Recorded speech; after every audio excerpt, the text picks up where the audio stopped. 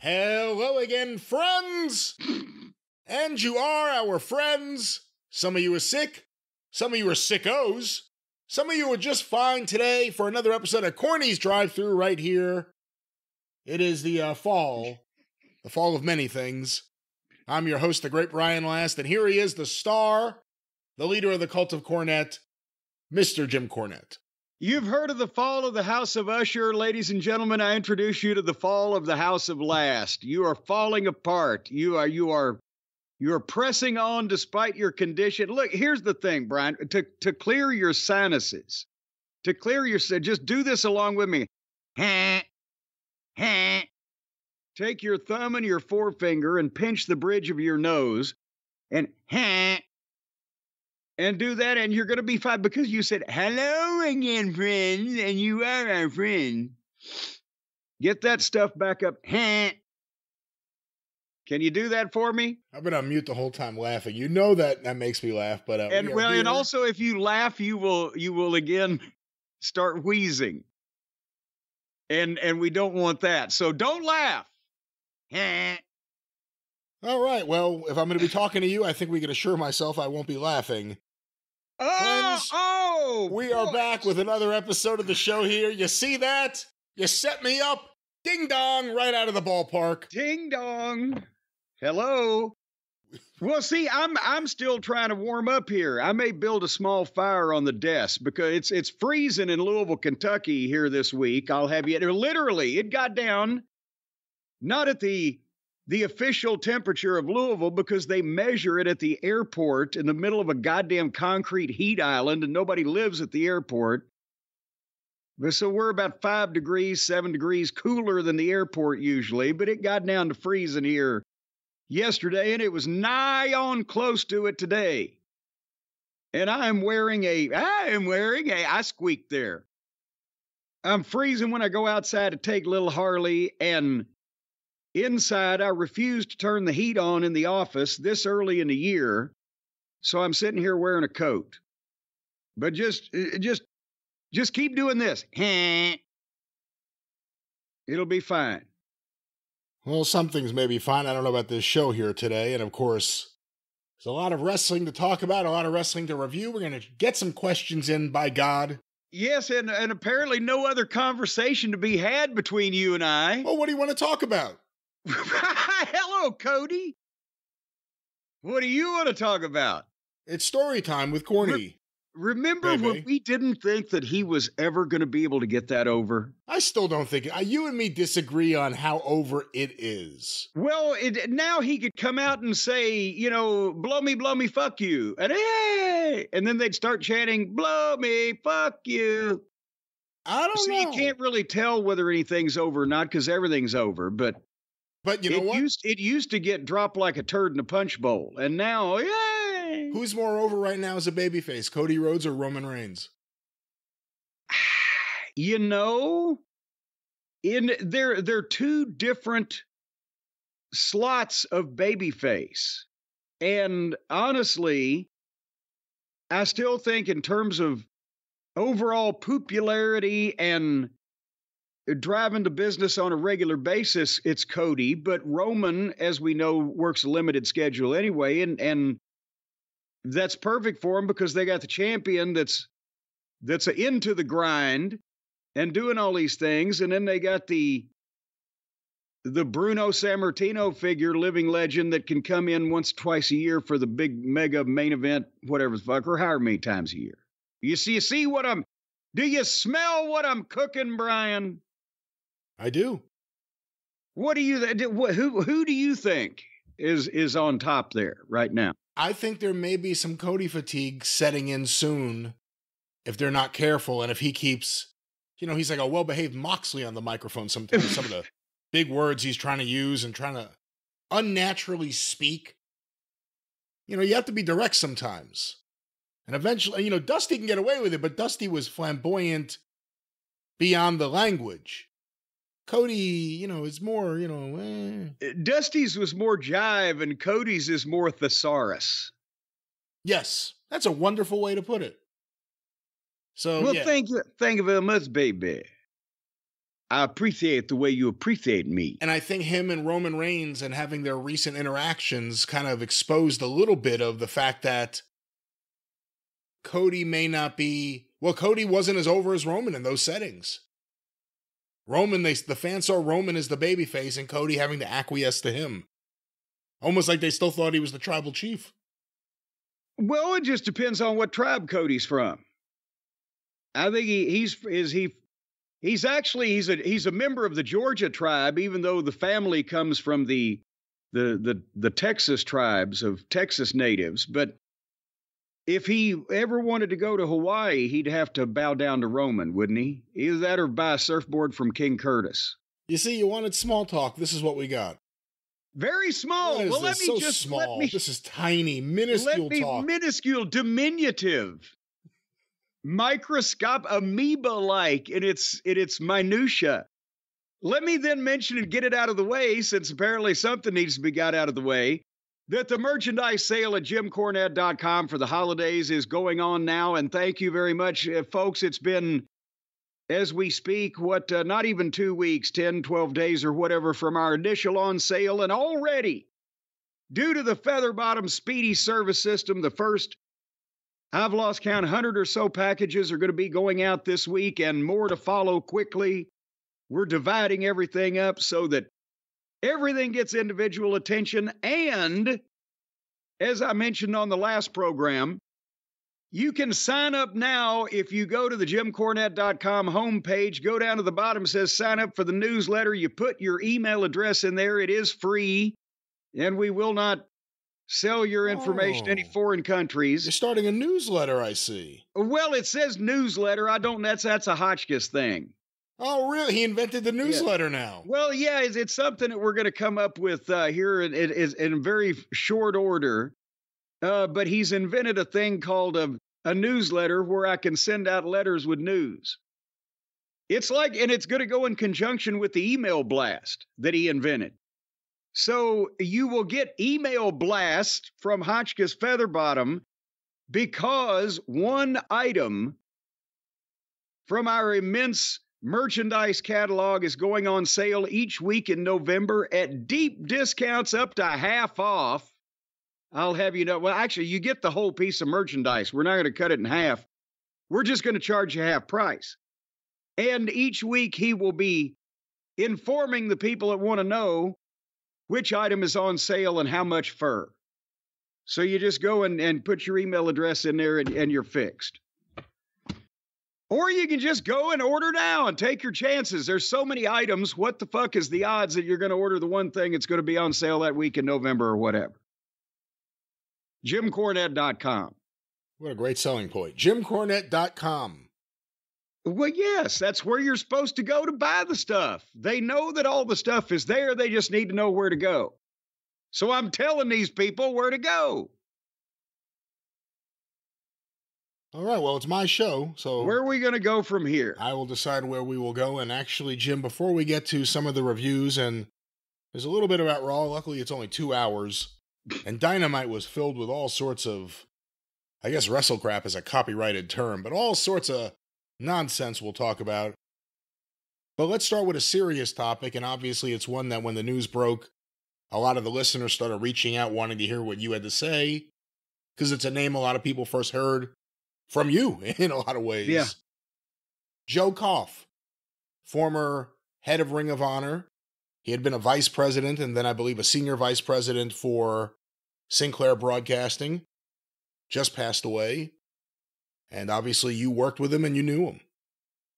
Well, and he had cancer. That's, been mentioned, and it had been known by myself and, certain people for a little while now, but he had made a public issue out of it. And I guess it was probably about 6 weeks ago that he decided to stop treatments because he wanted to, they were not going to be successful, and it was diminishing his quality of life to where he couldn't spend time with his family and his grandchildren.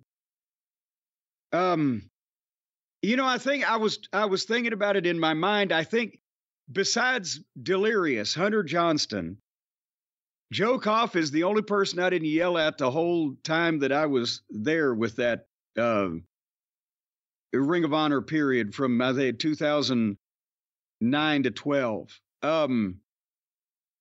He was every one of the wrestling fans, if you're an AEW fan especially, but every wrestling fan should be grateful to him, if for nothing else, then he kept Ring of Honor alive a couple of different times. First in, when they bought it originally from Kerry Silken, and then secondly, when he made the decision to sell it to Tony Khan rather than just sell the tape library to the WWE, they wouldn't have picked up anybody's contracts or hired probably, a good portion of the talent or whatever.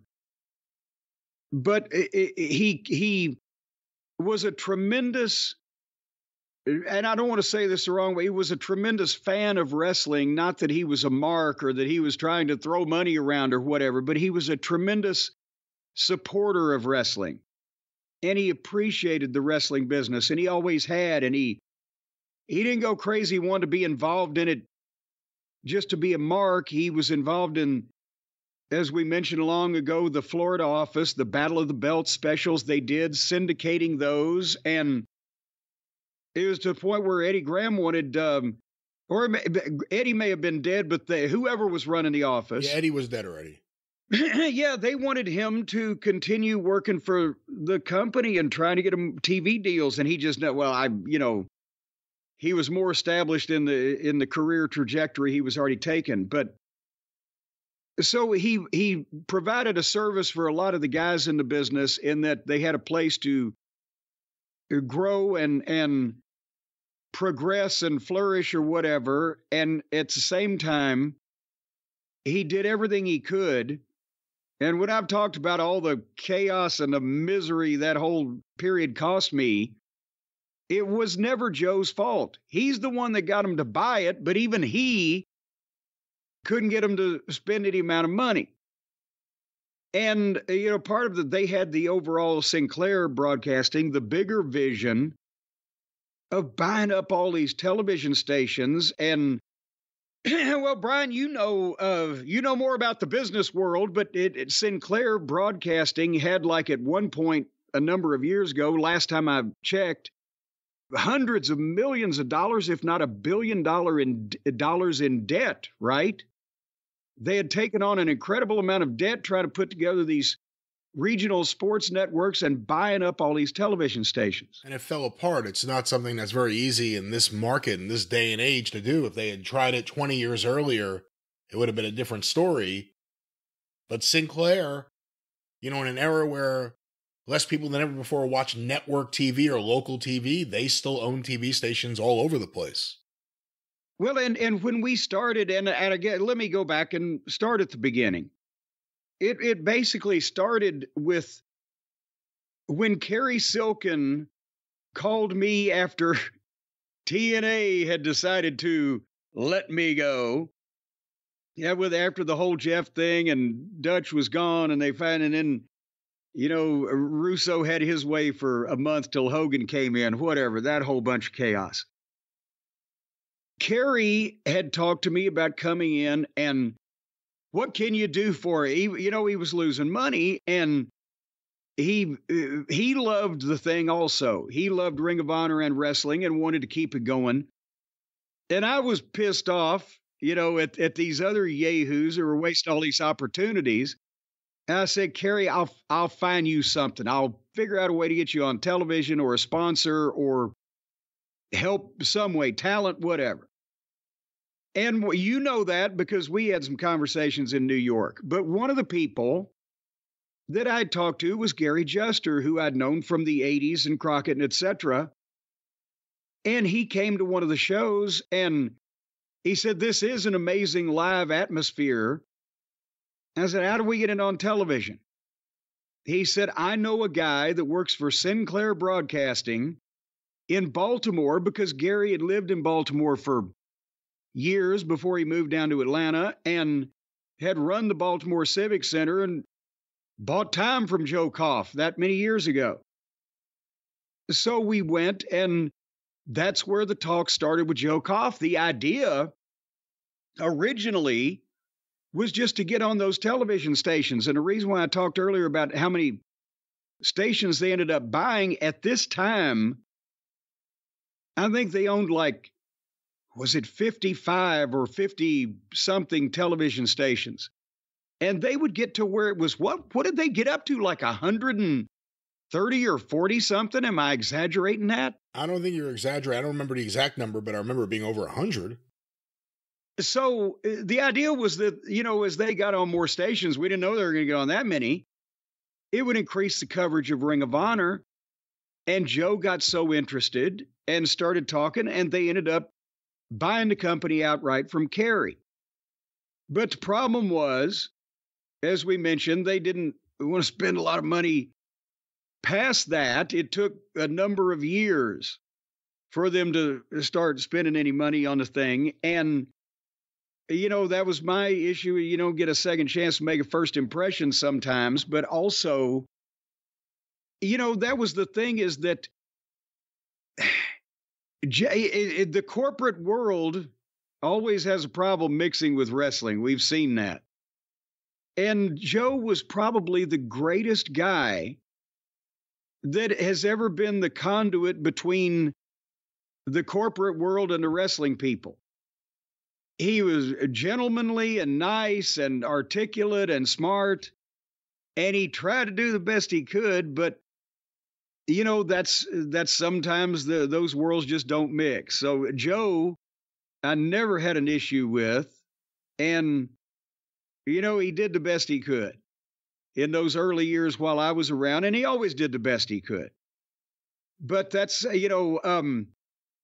his primary position in Sinclair had been that he was the guy who trained, and I don't know whether he oversaw him on an ongoing basis, but the different local sales departments at all the stations, he trained them. He had regular 2-week seminars where they would bring all these people together, and he'd teach them how to sell television and sponsorships and value-added packages and etc. And that was another part of the idea for Ring of Honor originally, was not to just suddenly make, tens of millions of dollars with live events, but be a value-added thing for the local television stations. And that's what he was so good at, because he had trained a lot of people in the sales departments. He regularly talked to all the, local sales managers and everything in all these stations. So that was, again, that was part of the original plan. And then we found out later on, Sinclair wasn't going to give us the credit, Ring of Honor credit, for the sponsorship money that the local television station took in conjunction with our live events. We've gone over that many times in Ring of Honor talks. This is not spot for it here, but that, Joe sent me off to a number of stations to talk to the sales departments about how specifically to sell wrestling.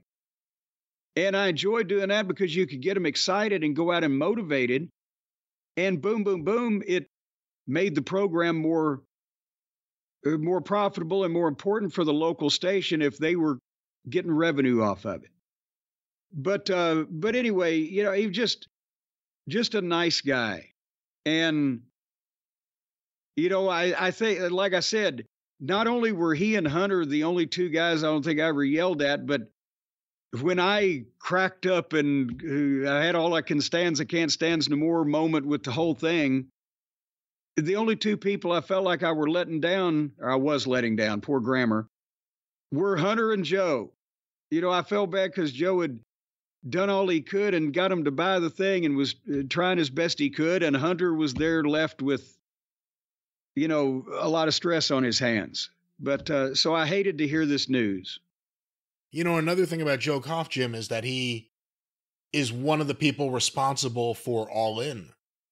And I don't think he ever felt that he and Ring of Honor got the credit they deserve, because everyone pretended like it was just the Bucks and Cody doing a show, not that it was a Ring of Honor production produced by Cody and the Bucks, you know? But besides that, they were all under contract to him, so he had to let them do the thing to begin with. And then, yes, they used their office infrastructure and the Ticketmaster things, all the details of running a show, and their production equipment and or department and etc. It was produced by the talent, but the whole thing basically was pulled off by the Ring of Honor infrastructure. Who got no credit for it, really, when you think about it. I mean, right, there's a lot of people who then had a billionaire come along and sign up all of the guys after they, hey, thanks, it's a nice audition tape you made for me. I think a lot of people that were involved with Ring of Honor behind the scenes for those couple of years there have a good deal of resentment, and for good reason, with some of the people involved with All In who went to AEW, because it was basically they gutted Ring of Honor. Well, yeah, they basically held the company hostage because Ring of Honor was still small enough to where when they brought their, at the time, audience of a few 100,000 indie fanatics to a company that size, it made an instant difference. And then they held the company hostage to do all of their cartoonishness and build it around them. And then they bailed as soon as they helped them make an audition tape for the billionaire that was going to spend a fucking fortune. But otherwise than that, it was great. Yeah, there are a few people who stayed behind who were like, what the fuck? But yeah, Joe Koff deserves a lot of credit for All In. And of course, Ring of Honor does, but he was the person in charge. But anyway, that's why they owned it. That's why they owned the actual footage until Tony Khan bought Ring of Honor, and Cody said, what the fuck?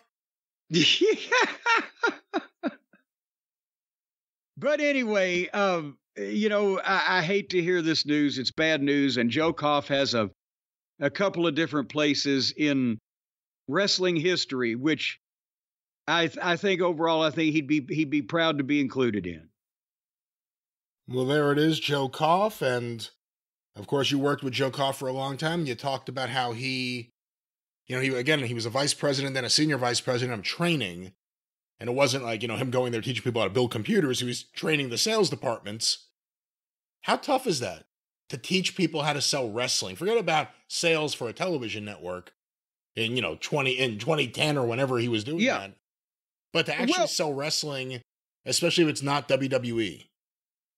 Well, see, here was the plan or the idea or the concept or whatever you want to call it for Ring of Honor to have a somewhat profitable place in Sinclair, as I've talked about before, was to get ratings for the local television stations, which at that point in time, what is this, 15 years ago now or almost or whatever, a good local professional wrestling program on a local station could do a 1 rating. And again, some people are so stupid about TV ratings. They go, a 1, that would be 5 million people or whatever. No, a local rating. A 1. And I've mentioned that OVW in Louisville did anything from 0.6s to fucking 2.8s or whatever. We were, in over the years in different ballparks. But if you could do a 1 rating and you could sell time on that, it wasn't like doing a 1 rating for, a ball game or doing a 1 rating for a rerun of a sitcom, because the stars of that program could actively come to town, could be involved with the car lot or the furniture store or the check cashing place or the wacky car dealer or whoever in town is sponsored. They could be in their commercials and that would air on the show where the fucking wrestler is a star on. And when we run a show, not only are we selling tickets, but also we can sell banners for the sponsors of the commercials on the walls and on the ring. You get the whole drift, right? It's all integrated. And Joe loved that because of his, position, training, and working with the local sales departments. And especially now, but even then in local television, really what the local sales departments had to sell were, if they were especially network, sports on the weekend, your local news every day, and your primetime programming. And they weren't even really trying to sell other shit. It was a wasteland. So if you could get them motivated, they could really produce revenue off the wrestling program. And I went to Charleston, Huntington, West Virginia. I went to Richmond, Virginia, the station there. I believe we talked to, I know we saw the manager of WLOS 13 in Asheville. And a lot of people are going to say, oh, he was going to the old Crockett towns. Well, it wasn't just because I was a Crockett celebrity of the era, but because those stations had been Crockett stations, and that area of the country was still strong enough.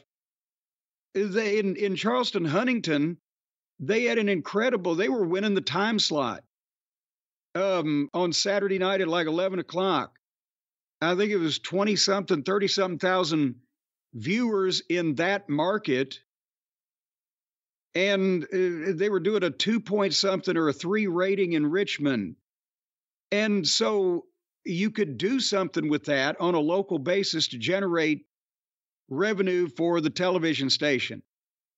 I'm told when we went to Charleston, we did advertised a wing eating contest at Hooters with the guys, and had the car dealer have the brand new car in the lobby of the Civic Center when the people came in, and banners everywhere. And it was $28,000 of revenue for the station in advertising on top of the gate that we did for Ring of Honor, right? But then we found out, like I said, corporate, well, we don't count that. Wait a minute, what? If we had to come and run this show, they wouldn't have got that $28,000. But we didn't get credit for it some way or another. But that was the idea on, once again, trying to generate more revenue. So I was going out and talking to some of the sales departments on the specifics. I mentioned you always want the wacky car dealer. You always want a furniture rental or check cashing or pawn or jewelry. You always want, the basic shit that everybody needs. And now these days with sports cards, and at one point it was video stores and video game stores. And, but whatever the general populace that watches either wrestling or television in general at that particular time of the day, and you get these people involved where they can be not only in their own commercial, because you see that all the time, right? Even up there in New York. Big fucking TV market, but there's a lot of local yokels doing their own commercials, right? Non-stop local attorneys. Well, and I didn't mean to call any of the attorneys up there yokels. Don't sue me. You know what's just the stupidest one? 1-800, I'm going to give them a free plug because it's so stupid. 1-800-PAIN-LAW, and their tagline is, because if you're in pain, you need law. What the fuck is that? Lazy assholes? Pain law.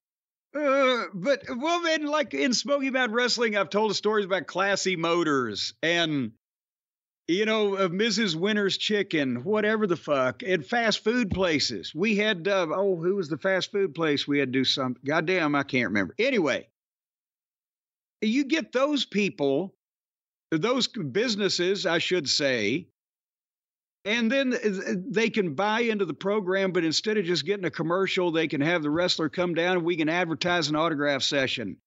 And as I've mentioned, they can have banners and a presence at the live event, and they can even do the commercials and blah, blah, blah. So that is something that he wanted to try to spread, and that's why we wanted it. Once again, with some of the indie guys that were just darlings. Either they looked like Ned, as Christine Jarrett would say, they looked like Ned, or they'd be a half an hour late if you had them show up at, 7 o'clock, you're going to be on the live local news.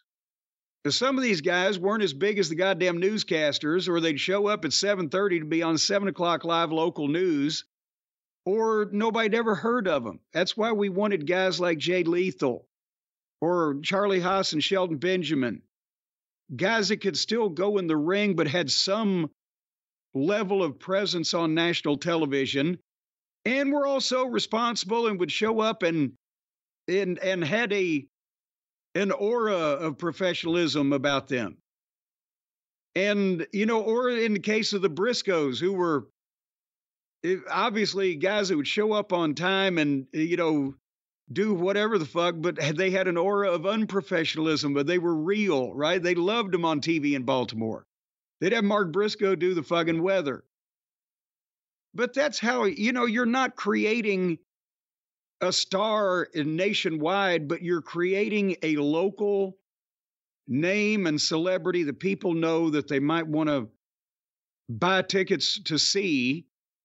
And you're integrating it with the local television station and the local businesses, and it gives the wrestling business in that particular market a little more aura of respectability. Does that make sense? I think it makes sense. Because if you're running a show at a rec center somewhere that you're just renting and setting up the chairs, that's all fine. But if you can go to other businesses and say, yes, we're on the such and such television station, and we're working with Hooters and this other company you've heard of, and, we're going to be on the newscast in the morning if you want to check it out. Well, then they're like, I might be able to work with these people. They might not be goddamn complete shysters. So, and that still today, if anybody could figure out a way to just put together a regional network in a manageable, populated area of local television stations, especially where in some of these markets, they've got a TV station and a radio station, and look at 2,000 seat buildings where they may exist, and do promotions. This shit's sellable, but nobody tries to sell it to the WWE does. They try to sell it to everybody. As Christine Jarrett used to say, they'd sell you the glasses on your own face. But AEW and a lot of these other companies don't promote the local markets because they're too busy thinking about their television and, the TV rights deal or whatever. That's why they've got 3,000 people in a 20,000 seat building. When in some of the size of these cities, you could draw 3,000 people to watch dogs fuck, couldn't you? I don't know. I mean, the other thing is that if they were good looking dogs. The other thing, if it was advertised on television and radio now, I don't know if it would. Because you're not going to get anyone young. You're not going to get anyone under the age of 25 if you're relying on television and radio. So you limit your audience completely. Well, how many people under the age of 25 can afford the goddamn tickets? The tickets to see the dogs fuck? How expensive are these tickets, Jim? How expensive do you envision these tickets? Are you talking thoroughbreds, or are you talking, just mutts?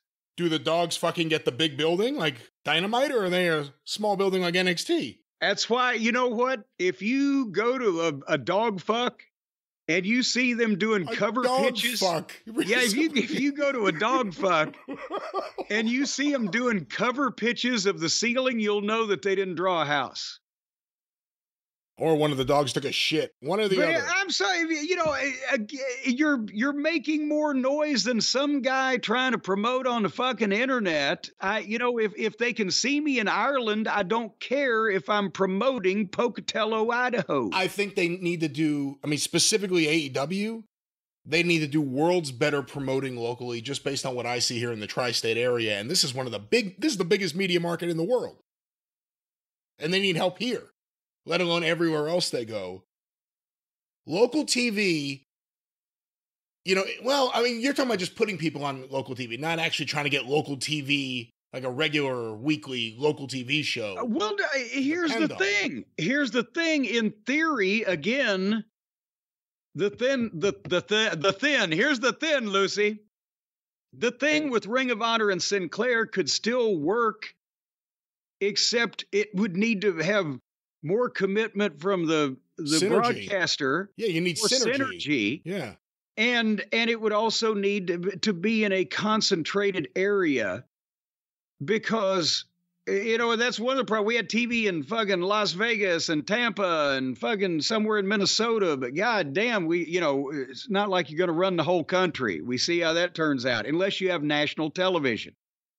But if you had a regional sports network in the Carolinas and Virginia, or potentially just the state of Texas, or what about the old Barnett, Indiana, Ohio, and Michigan?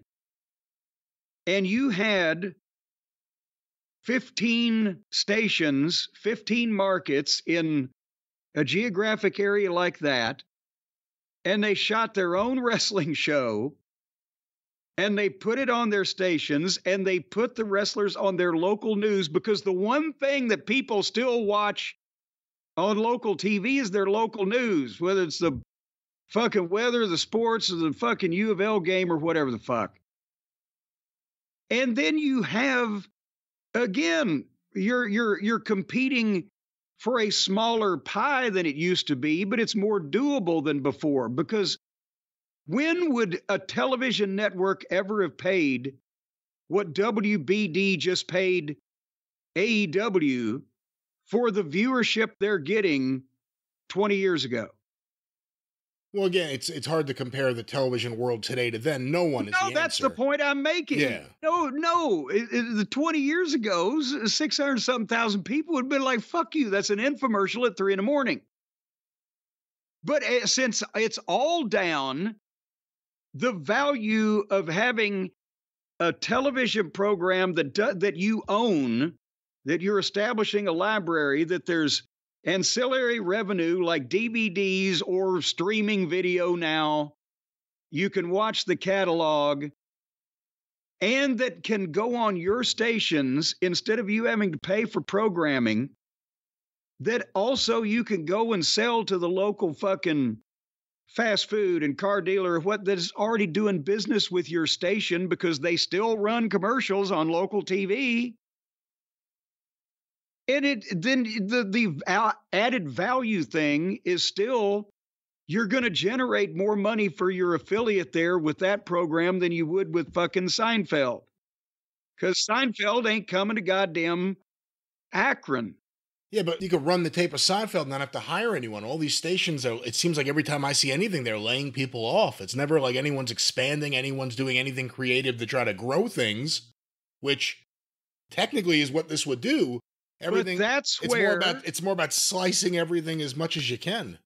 But that's where, if you owned a wrestling company and you own TV station, the wrestling company people in a manageable area, in contiguous states that are in a region, the wrestling company can have a guy that goes around to the local sales departments, even if there's 3 people selling time. There's always going to be a couple of salesmen at a TV station, trust me, and say, hey, let's go over and talk to this fucking guy that has this pizza place, and he will give us a fucking fortune. Boom, and you just get your local sponsors, just like that every other goddamn...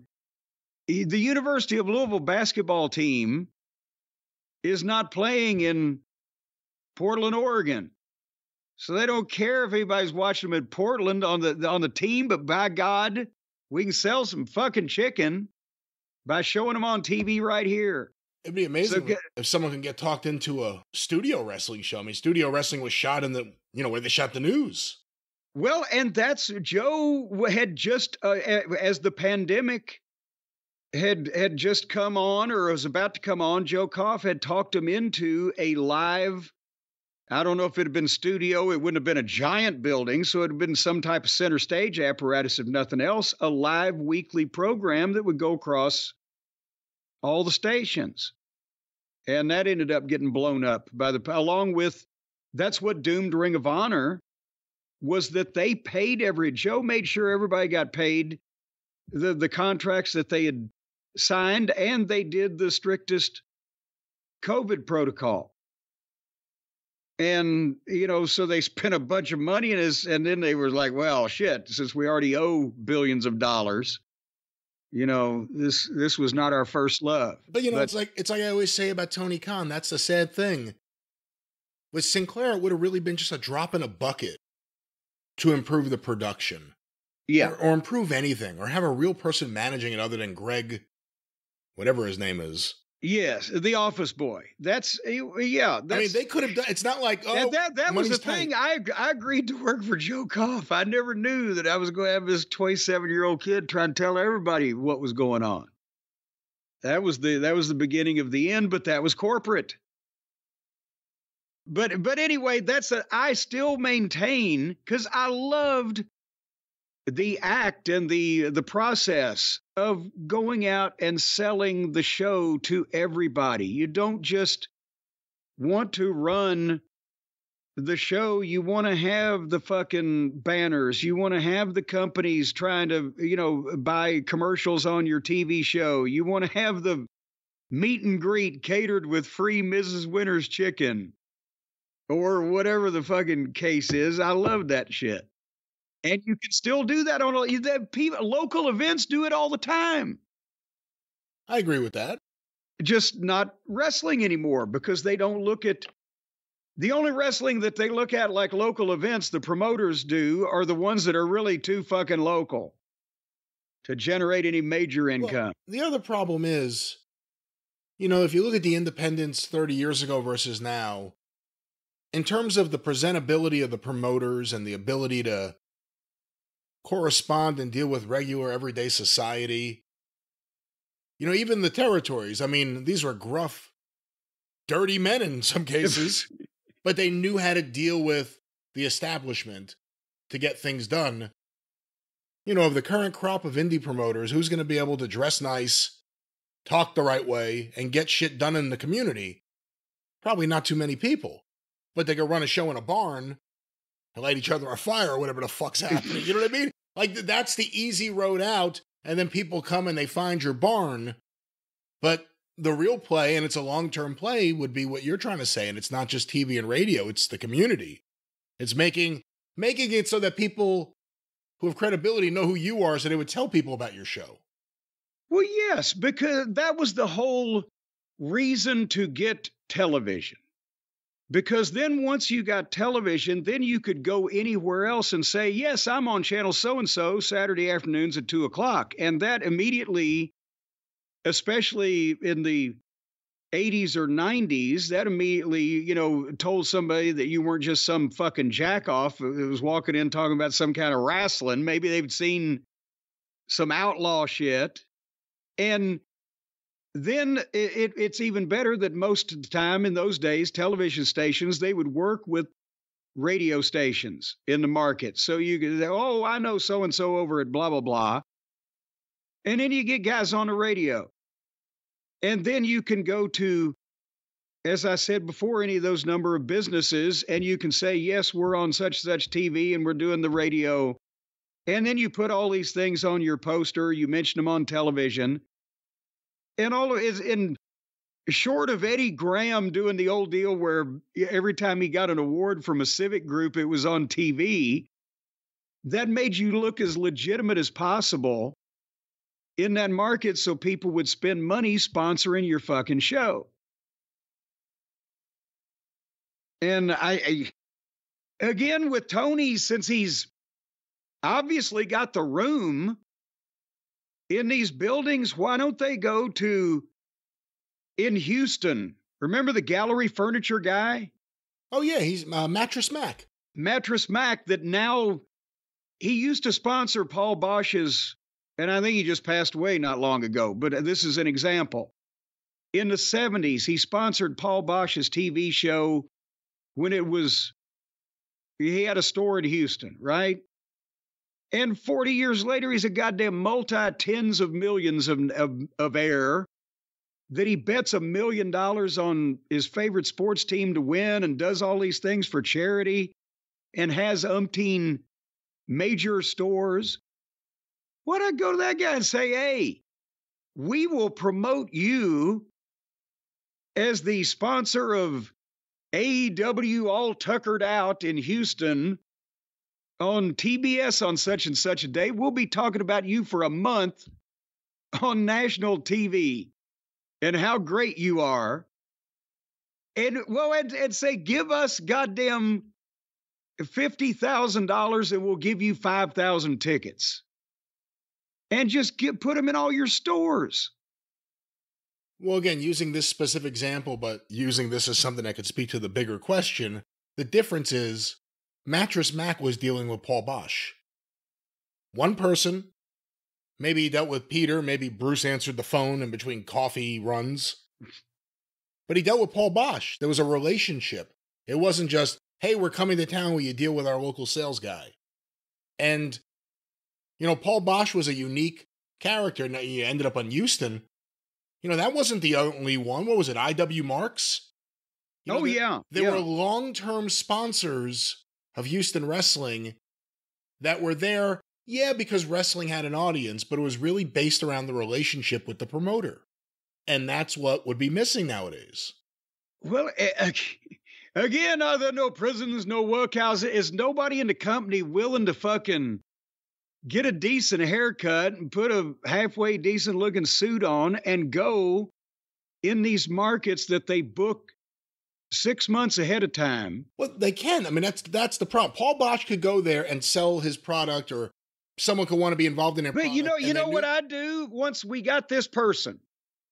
Because AEW wasn't it Jeff Jarrett? Wasn't Jeff Jarrett supposed to be doing this? Jeff Jarrett. Well, no, Jeff Jarrett was going to do something with the live events, maybe the buildings or whatever. That's right. That's right. That Jeff Jarrett is sitting there with RJ City and Renee Moxley Good, instead of going out and selling. Think of who else has sold any more shit related to wrestling over the last 20 years than Jeff Jarrett. He's sold these networks on putting on TNA and Global Force Wrestling and all this other stuff. But that's the point, is you know you're going to be in pick a town, Chicago, at a building 6 months from now, because they book that far out. They have to book these buildings out because they need dates for their television. So right then, if I'm Tony Khan, I send Jeff Jarrett or whoever to Chicago, and who is the cable company that handles the majority of Chicago? I don't know, but I'll find that out, and I will go to them and I will say, I'm a representative of one of the highest rated programs on TBS and TNT. You carry us on your goddamn service here. Tell me who the major advertisers are in town.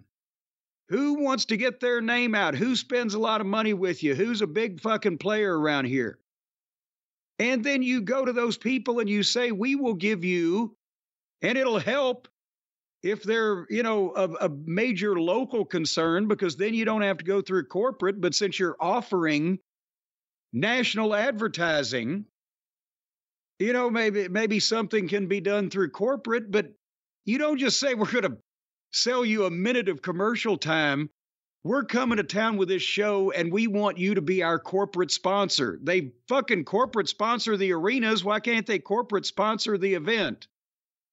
So instead of the Dunkin' Donuts Arena, it would be Dunkin' Donuts presents AEW Stick a Syringe in Your Face. Yeah, that's what WWE does and AEW doesn't. And, especially with AEW, who have these issues with drawing fans, but return to the same markets over and over again.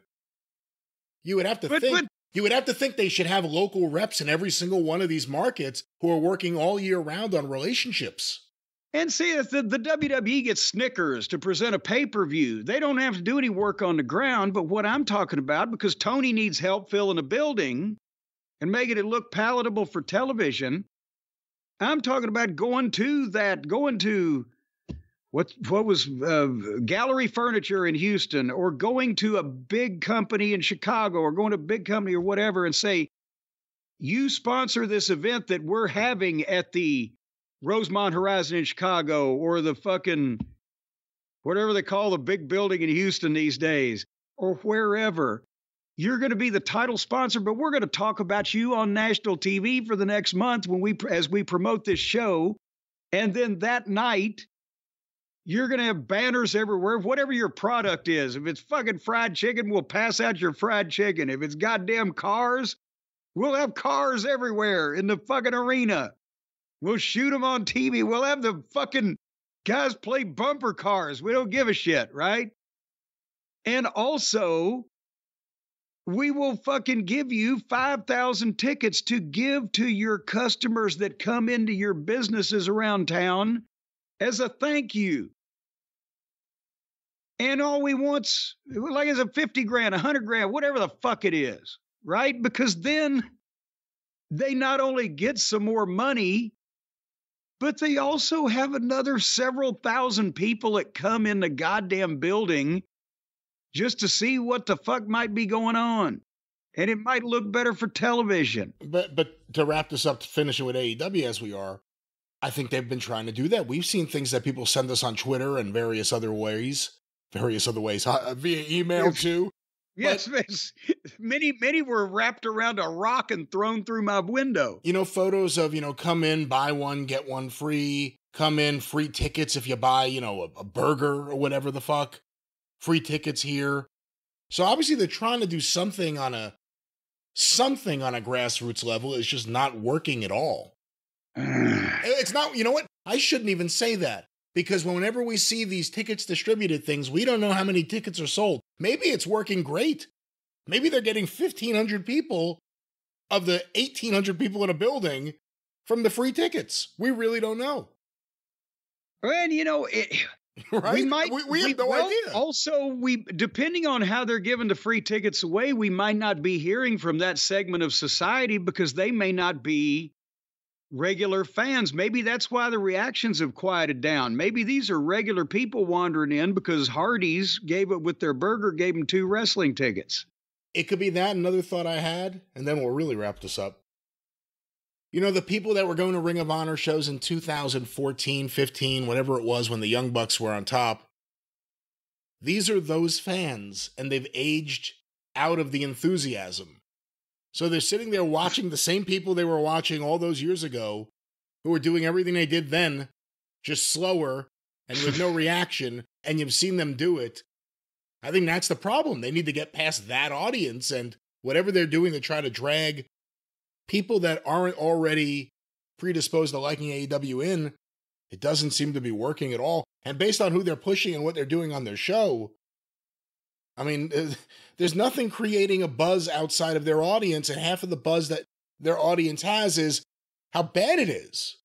So we shall see how good they'll do when they're drawing of local shows. A lot of the indie fans now have got to the age where they're more worried about their cholesterol.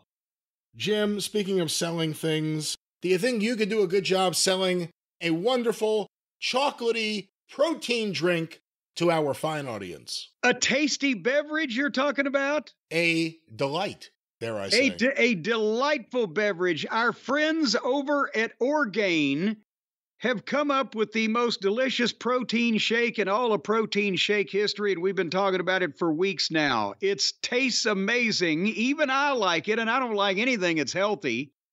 But I chugged this right down, and as I mentioned, Brian, it is great over vanilla ice cream, too. But defeats the purpose, but nevertheless, it's, you got your dairy there as well as your protein. But, in all honesty, I am going to, for the next couple months, I'm going to be trying to eat better, and that's why I'm glad I've got the Orgain, because I got to cut down on, I've gotten bad on candy and or cake every night after dinner. And this way, if I drink an Orgain, it's kind of like I've had a chocolate milkshake, which is some type of sweets, and at the same time haven't had the sweets, because Orgain has 30 grams of protein, but it's only got 1 gram of sugar per serving. And a serving is not a tablespoon. A serving is the goddamn container. So you drink the whole container. You only get 1 gram of sugar. I'm pretty sure, I haven't added up, but I've had some 30 or 40 fucking grams of sugar evening desserts here lately. And it can't, and I got to go to the doctor in a couple months, have my annual checkup. So I'm not just I've already got my weight under control. I'm 188 pounds. As old as I am, all my contemporaries get fat, and I remain thin and spunky. But I got to get my cholesterol was creeping a little bit, and my blood sugar. What do they call it? Your glucose. It was creeping a little bit. It was just across the border. So on this next one, I'm starting to eat clean. That way I can drink one of these Orgains, the chocolate fudge shake, 30 grams of protein, 1 gram of sugar, no artificial flavors or sweeteners, and I'll feel good about myself. And then when the doctor tells me I'm okay, then I can go back to a bag of Reese cups. But you don't want to do the Reese cups right before the doctor. No, and again, screw that other brand. Let's talk about Orgain. We love them here in the house. I have to order another case, and Suzanne, I probably shouldn't say this, but she started to like one of their other flavors, the vanilla. But Orgain, very popular here. Do they have strawberry? I don't know. You could check your local Orgain authorities. Well, we're going to check that at Orgain, ORGAIN.com, because I thought of that. If they have strawberry that tastes as good as the chocolates, then I might even switch up. But the vanilla, you say, is tasty and good for you. Oh, well, Suzanne says it. I've only stuck with the chocolate. I've only stuck with the chocolate. I'm very loyal to my chocolate. Do you like the chocolate? I'll tell you what, I'm not gonna chuck it, because the chocolate is chock full of wonderful things that you can eat. As I mentioned, it's made without soy ingredients, so there's no soy sauce in this. That would ruin the whole thing. You don't want to put this stuff over sushi. You know, Dr. Andrew Abraham, the man with 2 first names, it was a genius in this field. He's the one that developed this stuff. He left his medical practice. He's alive. He's still alive. I'm sorry? You said he was. He's still alive. He's not dead. Well, but he slowed Orgain. down. He slowed down in his old age. He's not old, is he? I don't know. There was a picture they sent at some point of him. He looked relatively young. Oh, I thought that was actually just a logo. I didn't even pay attention. But anyway, he left his medical practice. He wasn't run out, ladies and gentlemen. He was not disbarred. He did it on purpose. And he founded Orgain to create foods and beverages that offer better nutrition for people everywhere. And the nutritiousness and wonderfulness of this drink cannot be overstated, especially from a junk food junkie. Oh, Lord, I'm a junk food junkie. Like me, if I like it, well, then you're just a prick if you don't like it. Are you a prick, Brian Lance? Remember Funk? Are you a sissy, Lance? Well, I know you remember that. You went for the run of your life. But no, I love Orgain. I love Orgain. I tell all my friends about it. I'm telling all my friends right now about it. Orgain, Orgain.com/JCE. What's that promo code? That's a giant group of people, your friends. You could tell everybody, all of your friends about it if you were standing in a phone booth. But, you know, I've found that if you just walk down the street and when people coming the other way, walk up to you, you just start telling them about how great Orgain is, they look at you strange. But if you do it on a commercial, they believe you. So these Orgain 30-gram protein shakes, stop it. They're available at Orgain.com. Orgain.com is ORGAIN, in case you can't spell it. Orgain.com, they're available there. And if you want to get in on the delicious protein-packed nutrition today, go to Orgain.com/JCE. Use the code JCE for 20% off your order. 20% off with the promo code JCE for Orgain. It's delicious and filled with healthiosity, and it's also got all 9 of the essential amino acids, including lysergic. No. So get them today, folks, because it's again, deliciousness and healthiosity. How can you go wrong with a combination like that? Well, Jim, let's move on here with the show. And before we get to Raw and Dynamite, It's become a popular thing whenever these come out, so let's do it for the listeners. The latest Observer star ratings for the AEW Spectacular WrestleDream just outside of Seattle in Tacoma. Just outside of Seattle and down the road and across the bridge. And I know it's popular with the listeners, but it gets redundant with me because he just does the same thing every time. But maybe it could be different this time because a chink has appeared in the armor, the mirror has cracked, and Dave is even starting to slyly and subtly give Tony some nudges on, well, you ought to be doing this, you ought to be doing that, because this shit's not working. So did he finally break down and give an honest appraisal of any of the matches? Well, see, there's a difference, though. There's a difference between trying to give Tony Khan tough love and giving a fair appraisal of this generation of wrestlers and what you've convinced yourself is the modern style. And also their feelings are so easily hurt. So, yeah, he wouldn't want to do that. Brian Cage defeated Atlantis Jr., the Ring of Honor TV title on the line. 3.5 stars. That was the opening match. Anna Jay defeated Harley Cameron. 8-18. Just barely, remember? That's right, 2 stars. The referee had to put her shoulder down. 2 stars, you're saying? 2 stars. It says nothing here about the pin. I don't know how you leave out that detail. Again, if you're writing details of the match, how do you leave out that detail? The Acclaimed beat the M&M Collection. 11 minutes, 23 seconds. 2.25 stars. Boy, he's not being real kind on his current scale to the dark matches or the pre-show or whatever they call it. I don't know if he's ever given an Acclaim match a good star rating. On the original scale, 2 was about right in the middle. Here's an interesting description. Tell me if you think this is an accurate description of what we saw. Okay. Tony Khan came out with Hiroda Inoki and Antonio Inoki, and did an Antonio Inoki celebration. He wanted everyone to do the Ichi ni Sanda chant. If these people know New Japan, and obviously at a pay-per-view show many do, it's going to be from the AJ Styles era at the earliest. So most did not get this. That's it. That's the entire description. That's it. Not Tony was out there out of his freaking mind screaming and nobody knew why, and I don't think he realized he was doing it. Nothing about the behavior, nothing about the awkwardness, nothing about potentially needing someone to come and take Tony in for testing. That's where, when we say that he deals with Tony with kid gloves, there's the perfect example, because he could put whatever gentle criticism months after everyone else came to that conclusion in The Observer.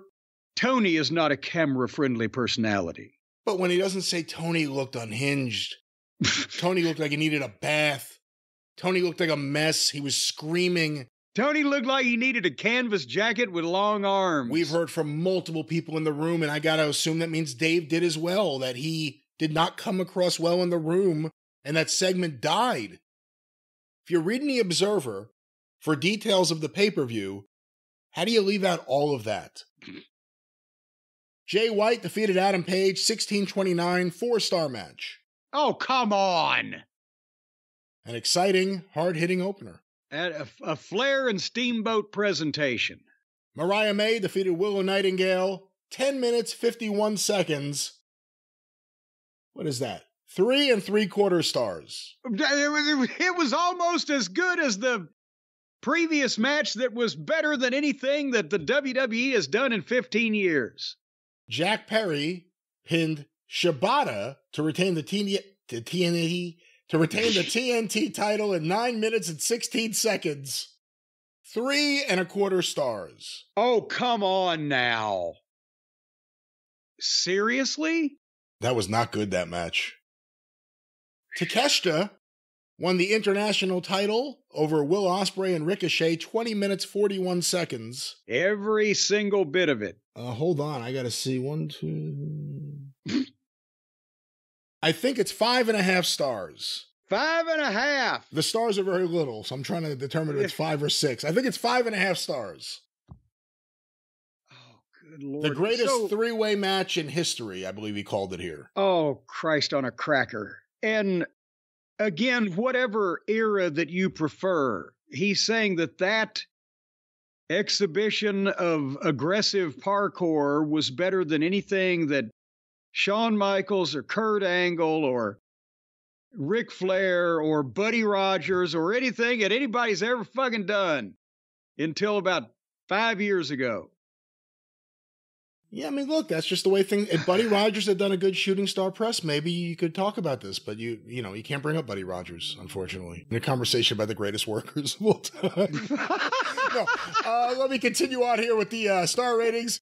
Hologram defeated the Beast Mortos 2 out of 3 falls, 16 minutes 44 seconds, 4.25 stars. Oh, come on now! What? At some points, weren't they just running past each other and waving as they went by? The crowd was dead early because it's like there were no moves possible that could compare to the prior match. They had to work really hard to get the crowd, but they did. And this was a great match. The next match, Darby Allin defeated Brody King 12 minutes 26 seconds, 4.5 stars. Another excellent match. Jim. So far, the last 3 matches have been better than Shawn Michaels and The Undertaker. The Young Bucks defeated Private Party 15 minutes 50 seconds, 4.5 stars. Oh, what in the world? Mark Briscoe defeated Chris Jericho. This was your favorite match, I believe. 15 minutes 20 seconds, 4.25 stars. And finally... Well, wait a minute now. For the people who haven't heard the clip, I said of all the matches, it was the only one-on-one match where they actually did the right fucking finish and got somebody over, in this case, Mark Briscoe. But it wasn't better than anything that was ever done between the goddamn, giants of the industry. Oh, Christ. All right. And finally, Jon Moxley defeated Bryan Danielson to win the AEW World title and end Bryan Danielson's full-time career. And try to commit attempted homicide 3 different times in the course of an overly long 45-minute plus fucking presentation. With my pals. 26 minutes, 55 seconds, 4.75 stars. Oh, See, again, he doesn't rip on the things that are rip-onable, like that Tony Khan segment. It's impossible, even if you're friends with Tony. I've talked to friends of Tony since then. They thought it was cringy and laughed about it. Dave didn't even mention that everyone reacted that way. And then everyone got 4 stars. And listen, anyone who wrestles from 9 o'clock on, you get 4 stars. Everyone else, look, I can't help everyone. What is he? It kills any credibility that he might try to establish at this point, when just everything on the 1, 2, 3, 4, 5, the last 6 matches were better. What do the kids generally consider the greatest match of the last 20 years? I don't know how to answer that. A lot of people thought Shawn Michaels and The Undertaker. I mean, that was a big one you heard for a very long time. I think Brett and Steve Austin stands the test of time. Well, that's been 26 or 7 now or whatever. But to point, no. Oh yeah, I guess so. Yeah. But still, all of these that are demonstrably, observably incredible matches pale in comparison to these fucking guys doing this shit with furniture over and over again. Because he don't want to hurt their feelings. That's the only explanation, or elsewise, is there some medication that they give to senior citizens or some chemical in hair dye that would just make you love everything, some kind of skin absorbable ecstasy? Again, I think AEW gets away with a lot of stuff that if it was on WWE TV, they would get killed for, or made fun of at least. But AEW is still the little underdog, and some people are personally invested with the people involved at AEW. And when we say that Dave handles Tony with kid gloves, and then Dave says, I call him out every week in The Observer, I say he says everything we've been saying, and others, it's not just us, for a very long time. A lot of people are late to the dance, pointing out the problems with the booking, with everything. Now you can't avoid it because the crowds are so low and the ratings never came back. But these are all things that were said, and a lot of people avoided. But hey, we got one email from one of the listeners that was there live that said with that finish to Danielson and Moxley and the whole thing afterwards that the people were just disgruntled enough. The quote was, he may have killed Washington State as a live event market. Yeah. And that match got 4 3/4 stars. See, that's the thing too. There's a difference between heat and it's like, there's a difference between acting like a heel. And I'm not a wrestler. I'm just someone who saw good shit. There's a difference between acting like a heel and having heat and any of those things actually happening. There are fans who insist that the ending of that pay-per-view, it's good when the heels win. You can't always have the fans go home happy. They were getting heat. There's heat, and then there's reasons people don't want to come back to your show again. People know wrestling's a work. A lot of people thought Moxley's going to probably win the belt.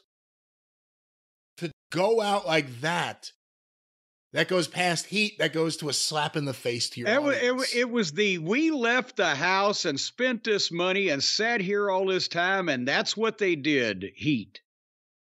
And they used to call it disgusting heat, where the people got disgusted, not mad.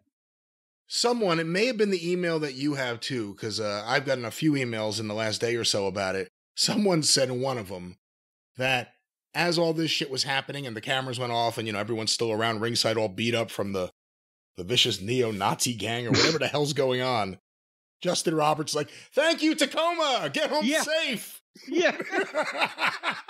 Thank you. Pay no attention to the corpses before you. Just drive home safe now. Don't get a ticket. Hey, is that Jeff Jarrett covered in blood? Come on, buddy, get out of here. Come on, go home. Have a safe ride home. Well, that was AEW WrestleDream. We'll see what comes next. But Jim, let's get after WrestleDream in this past week was WWE Raw, a fine 2-hour Raw. Well, it's a 2-hour Raw. I'm not sure about the fineness. And again, I was thinking, honestly, I'm looking over my notes here on what happened. We had a nice conversation. The next big star in wrestling, Rhea Ripley, and then, And I'm kind of likening this now to one of the old daytime soap operas. Brian, did you ever watch a soap opera in your life when you were younger and they still had those type of things? I mean, I've seen bits and pieces of them. I think I've seen a couple episodes. I mean, I've seen episodes of Dark Shadows. I don't know if you count that. Well, there you go. Well, as a matter of fact, Dark Shadows was just a regular soap opera for I don't know how many years until suddenly the 1968 season or whatever it was, a distant relative shows up and he turns out to be a vampire. And for 2 years or whatever, that was the hottest thing. And the kids wanted to get home by 3:30, I think it was, Eastern, to see Dark Shadows. Well, you see, too, it was part of a block on ABC. You had Dark Shadows, and then you also had Where the Action Is, the Dick Clark produced show that had Everyday Paul Revere and the Raiders and all the top musical acts miming their songs. Because that's where the action was. So if you were a kid and you watched that, and then you ended up watching this show about this fucking vampire. Yeah. And then they made the movie, House of Dark Shadows, and then was Night of Dark Shadows. But for 2 or 3 years, it was hot. But the point is, if you go back and try to watch it now and it's not the phenomenon and you're not used to that, I used to watch The Edge of Night. Especially, you're home all day in the summertime or whatever, 8 years old, there wasn't anything else on television. The Secret Storm, but they were 5 days a week. And they filled their 30 minutes, but almost nothing happened of any major storyline progression. It was like, Bert didn't drink his coffee? Da, da, da, da. And you had to watch every day for a couple weeks for anything to fucking happen, right? Has Raw really become a male soap opera now? Is this because all their talent is so over? The fans chant the shit that they want them to chant without them even telling them to, or half the time even leading them that way. And the buildings are selling out or close to, and the sponsorships are through the roof. And nothing fucking happens. It's like watching a soap opera. Rhea Ripley tells Liv that Dominic didn't drink his coffee. Dun, dun, dun, dun. Do you see where I'm going with this, Brian? Yeah, but I think with WWE in a lot of cases, based on who's going to these shows, the ticket prices for these shows, again, it's not, hey, I'm going to see Dominic Mysterio versus Damian Priest. It's I'm going to wrestling, and they're going to remember who they saw. It really, in a lot of ways, doesn't even matter at this point what they do or who they do it with. It's like going to a restaurant and seeing Elizabeth Taylor. You have that story for the rest of your life. I went to the Barclays and I saw Cody. That's what it is, because nothing happens. I'll tell you what, for the ticket prices they're charging now for some of these guys to go and look at some of these girl wrestlers, about 40 years ago, they could have had the girl wrestler till next Tuesday for that same amount of money. Does that include Moolah's cut, or is that does the girl pay the cut? She could have been going into business for herself and cutting Moolah out, but even with Moolah, she's an outlaw. I understand. Yeah.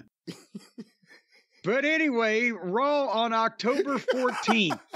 Raw rolls on, yes. Raw rolls on. Began with Rhea Ripley coming to the ring to talk about Liv and Raquel, and she wants the belt back, and she's great. But all any of them have to do, they come out, big entrance, they briefly mention the name of the people they're talking about, and they call them out there, and then music plays, and people are happy with it. But this time, she called out Liv and Raquel, and Tiffy's music played, and she came out. And she opened her mouth, and it sounded like somebody stepping on a cat's tail. And Rhea didn't have time for Tiffy because she wanted Liv and Raquel, and they argued until Liv and Raquel attacked both of them. And I think that there's plenty of potential in Raquel. God damn it, they changed her name a while back, and then she's been gone. Did they change it from Rodriguez to Gonzalez, or from Gonzalez to Rodriguez? I think they made it Rodriguez. Okay. Well, anyway, she's got potential. She's got size. She's got an intimidating look. I'm not sure her current ring attire is flattering, especially because to me it accentuates. You don't have to say it. I think we all understand. We all agree. And just that. You know, she used to focus on her back. She used to show you her back. Yes, if she ever gets thrown into the bay, she needs a life preserver because she's got no buoyancy. It's what you're trying to beat around the bush and say, right? I'm not beating any bush. You're beating the bush. Now we don't even. You're burning the bush. We don't know about the status of the bush. It's not a pornographic program. Wait till Netflix. Oh, you think with Netflix are we going to get Bush? We'll get Bush on that. If that happened, that would be an industry-changing moment, don't you think? I'd even settle for Cheney, much less Bush. And then you could sell it to Manscaped. There you go. Or Womanscaped. But anyway, Raquel somehow tried to choke slam Tiffany, and it didn't work, or Tiffany couldn't take it or whatever, but they kind of fell in a heap there. And the heels left both Rhea Ripley and Tiffy laying. And then they go to the back after the break where Raquel is highly pissed and tells Adam Pearce that she wants Liv and Raquel in the ring tonight, but Pierce said, well, you got to have a partner. And then Tiffy came in and started prattling on, and Adam Pearce had an idea. The old Grinch had a stupefying, astonishing idea. What about her? And Raquel, or not Raquel, but Rhea rolled her eyes and said, oh, fine. So now we've got Rhea Ripley and the babyface annoying Tiffy teaming up in the main event against Liv and Raquel. And they set that up, and then they got out of it. That wasn't bad. Well, did you think it was bad? You're laughing. I thought it was good. I mean, I laugh at you because you are spitting out the name Tiffy. You're like, Tiffy? Tiffy? Her name's Tiffany Stratton. Fucking annoys the shit out of me. But anyway, it wasn't a bad way to set up the thing that they set up for the later time that they set it up for. But now we know, okay, we've just seen 4 girls. We got 4 girls in the main event. What's the next match? 4 girls.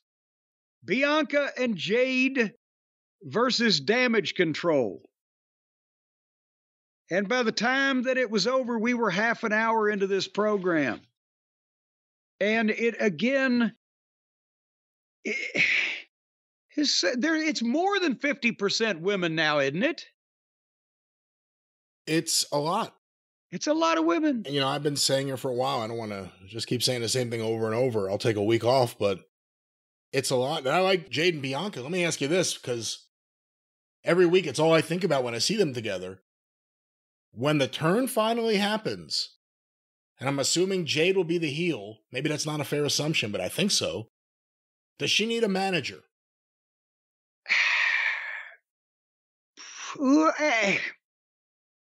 I don't know who. I wouldn't say yes and I wouldn't say no, but I don't know who it would be that would fit. But I think she needs somebody with her. To do a little speaking, or to be a flunky, or to her just there on her own at this stage right now. Yeah, I don't know. Raw rolls on. And they had a Braun Breaker package that, again, he can fucking talk. He's talking about Jey Uso. He wants his belt back. They were showing highlights as B-roll with this. The point is, this guy is the future of wrestling. He's a star. That's what unfortunately, he is unique, these days. But, anyway, he's going to wrestle later on. And we look forward to that. And then Adam Pearce had a sit down with Bronson Reed to try to get him to come to Jesus on all of the chaos and the destruction and the heartache that he's been causing. And Adam Pearce does a great job. What'd you think of Adam in this, first of all? I like Adam Pearce in his role as general manager. I think in general, I think the general manager does a good job. Well, generally speaking. But here he pitched I mean, he's no Ross Abrams. Well, no, but nobody can be. Who could live up to the bar that was set by that genetic jackhammer? But anyway, Adam Pearce does a great job here. But Bronson Reed says that everything I've been doing, the splashing of the people on the cars and the mayhem and the destruction, was to get in the main event. I want to be the guy around here, and he wants Seth Rollins. And, he's the one that put Seth out with the injury a while back. And he promised Adam Pearce that there'll be no trouble.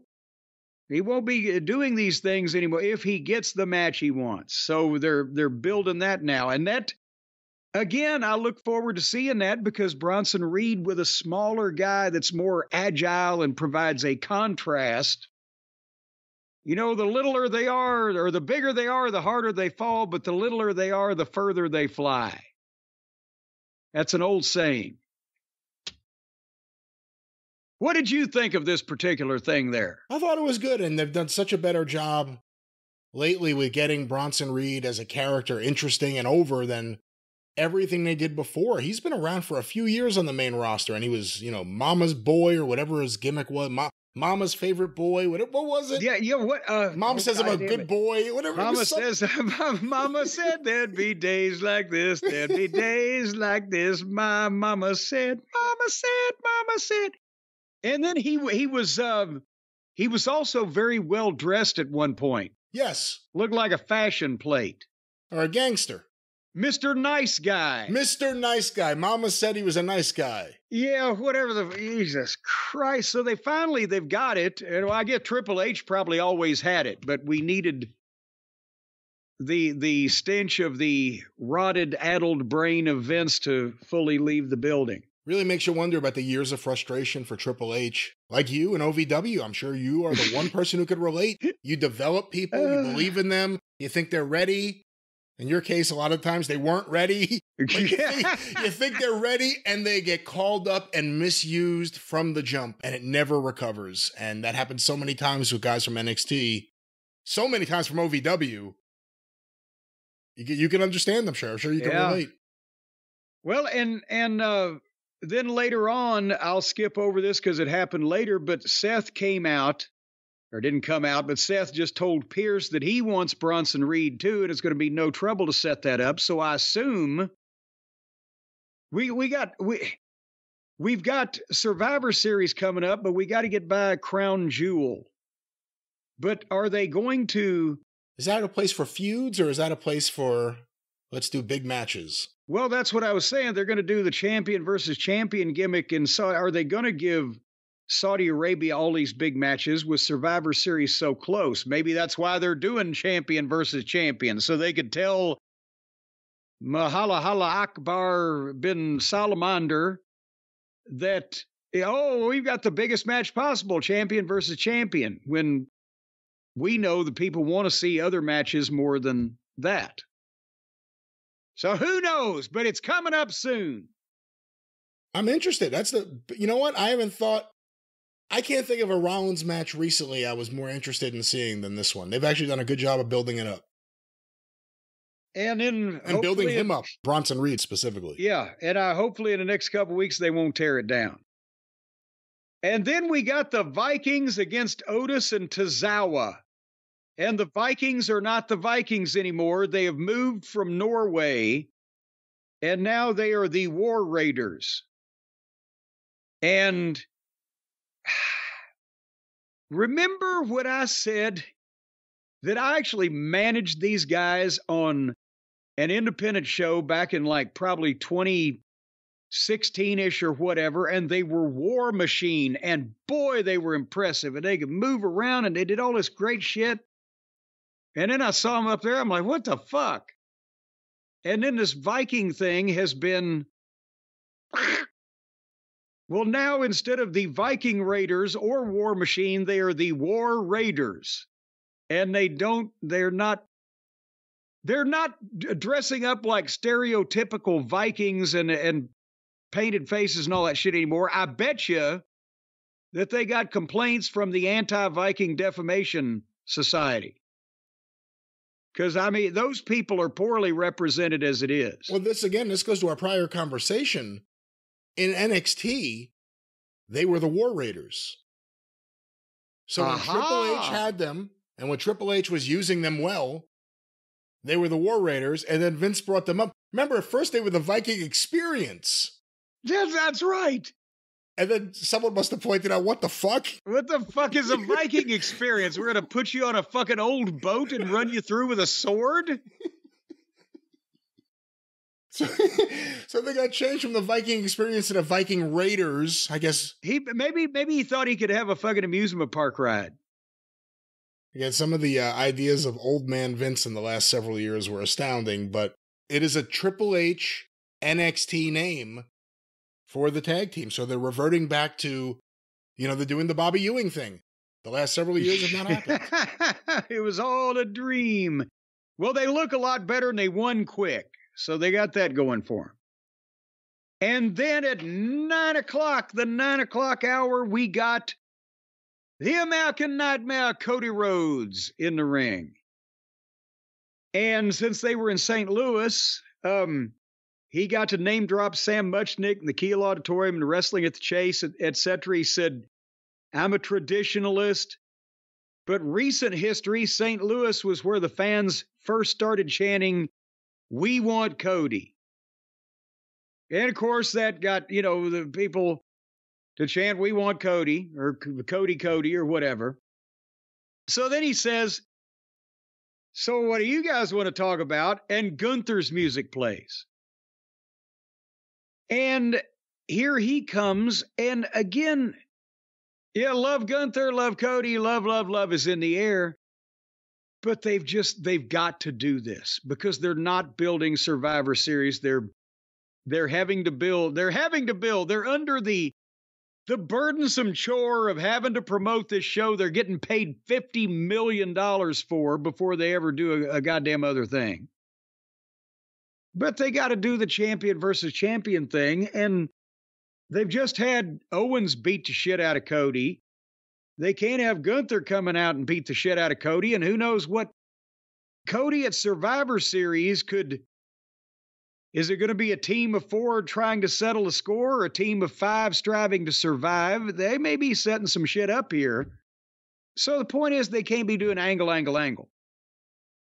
So Gunther comes out and he does a promo. I respect you, but you love to be everybody's darling, and I want you to sort out your issues with Owens and be at your best.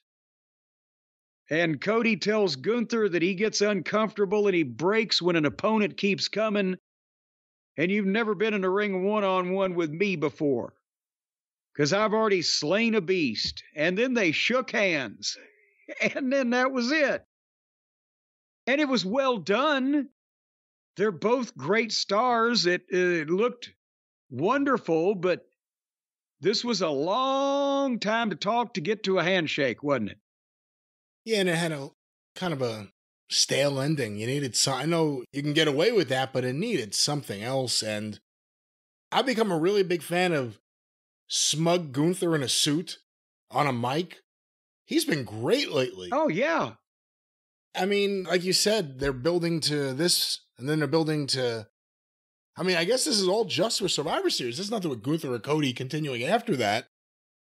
So I guess maybe not Survivor Saudi Arabia rather than Survivor Series. To your earlier point, they're giving Saudi Arabia that match, and they're going to do the absolute minimal amount they have to do to have these guys do anything that would hurt the other. In terms of like an angle or just any, you don't even need to. Why do any angles? This is it. That was the angle. Yeah, there's the angle. The handshake. What if one guy wouldn't have let go of the other guy? My God, that would have been killing heat. People would have hit the ring. But honestly, as you said, they don't have to do any more. They shouldn't do any more in this situation. But, it's on a show where they're already not doing a lot more. Did you watch Braun Breaker and Kofi Kingston? Yes, I did. Again, I just think this guy is a fucking prodigy. And he's already, we talk about working to a guy's level, and we'll talk about that. We get the AEW show. But with this, and I'm sorry for fans of Kofi Kingston. Well, he was a champion 10 years ago or whatever. I'm talking about right now. Braun's on the way up, and Kofi's hanging around waiting on his partner to turn on him. So Braun controlled a lot of this, had a nice deliberate heel pace and attitude. Everything he does is pretty crisp. A nice charge into the post to give Kofi an opening for a comeback, which was sloppy at best, kind of all over the place. And then they go back and forth, and Braun hits him with a big belly-to-belly and a super spear, 1, 2, 3. It was a good win. He didn't give Kofi too much, but he didn't squash him. But he shouldn't have given him any more because of the plans that they've got for him. And that's what, with some of these guys in the other company, It's just impossible for them to understand. Your friend may be able to do all these moves. I bet y'all could go all night. But your friend is the guy parking the cars, and you're my main event attraction. So beat him in 3 minutes. The fuck? How hard is that? I'll save my thoughts for what we saw on Dynamite because it applies to this issue right here.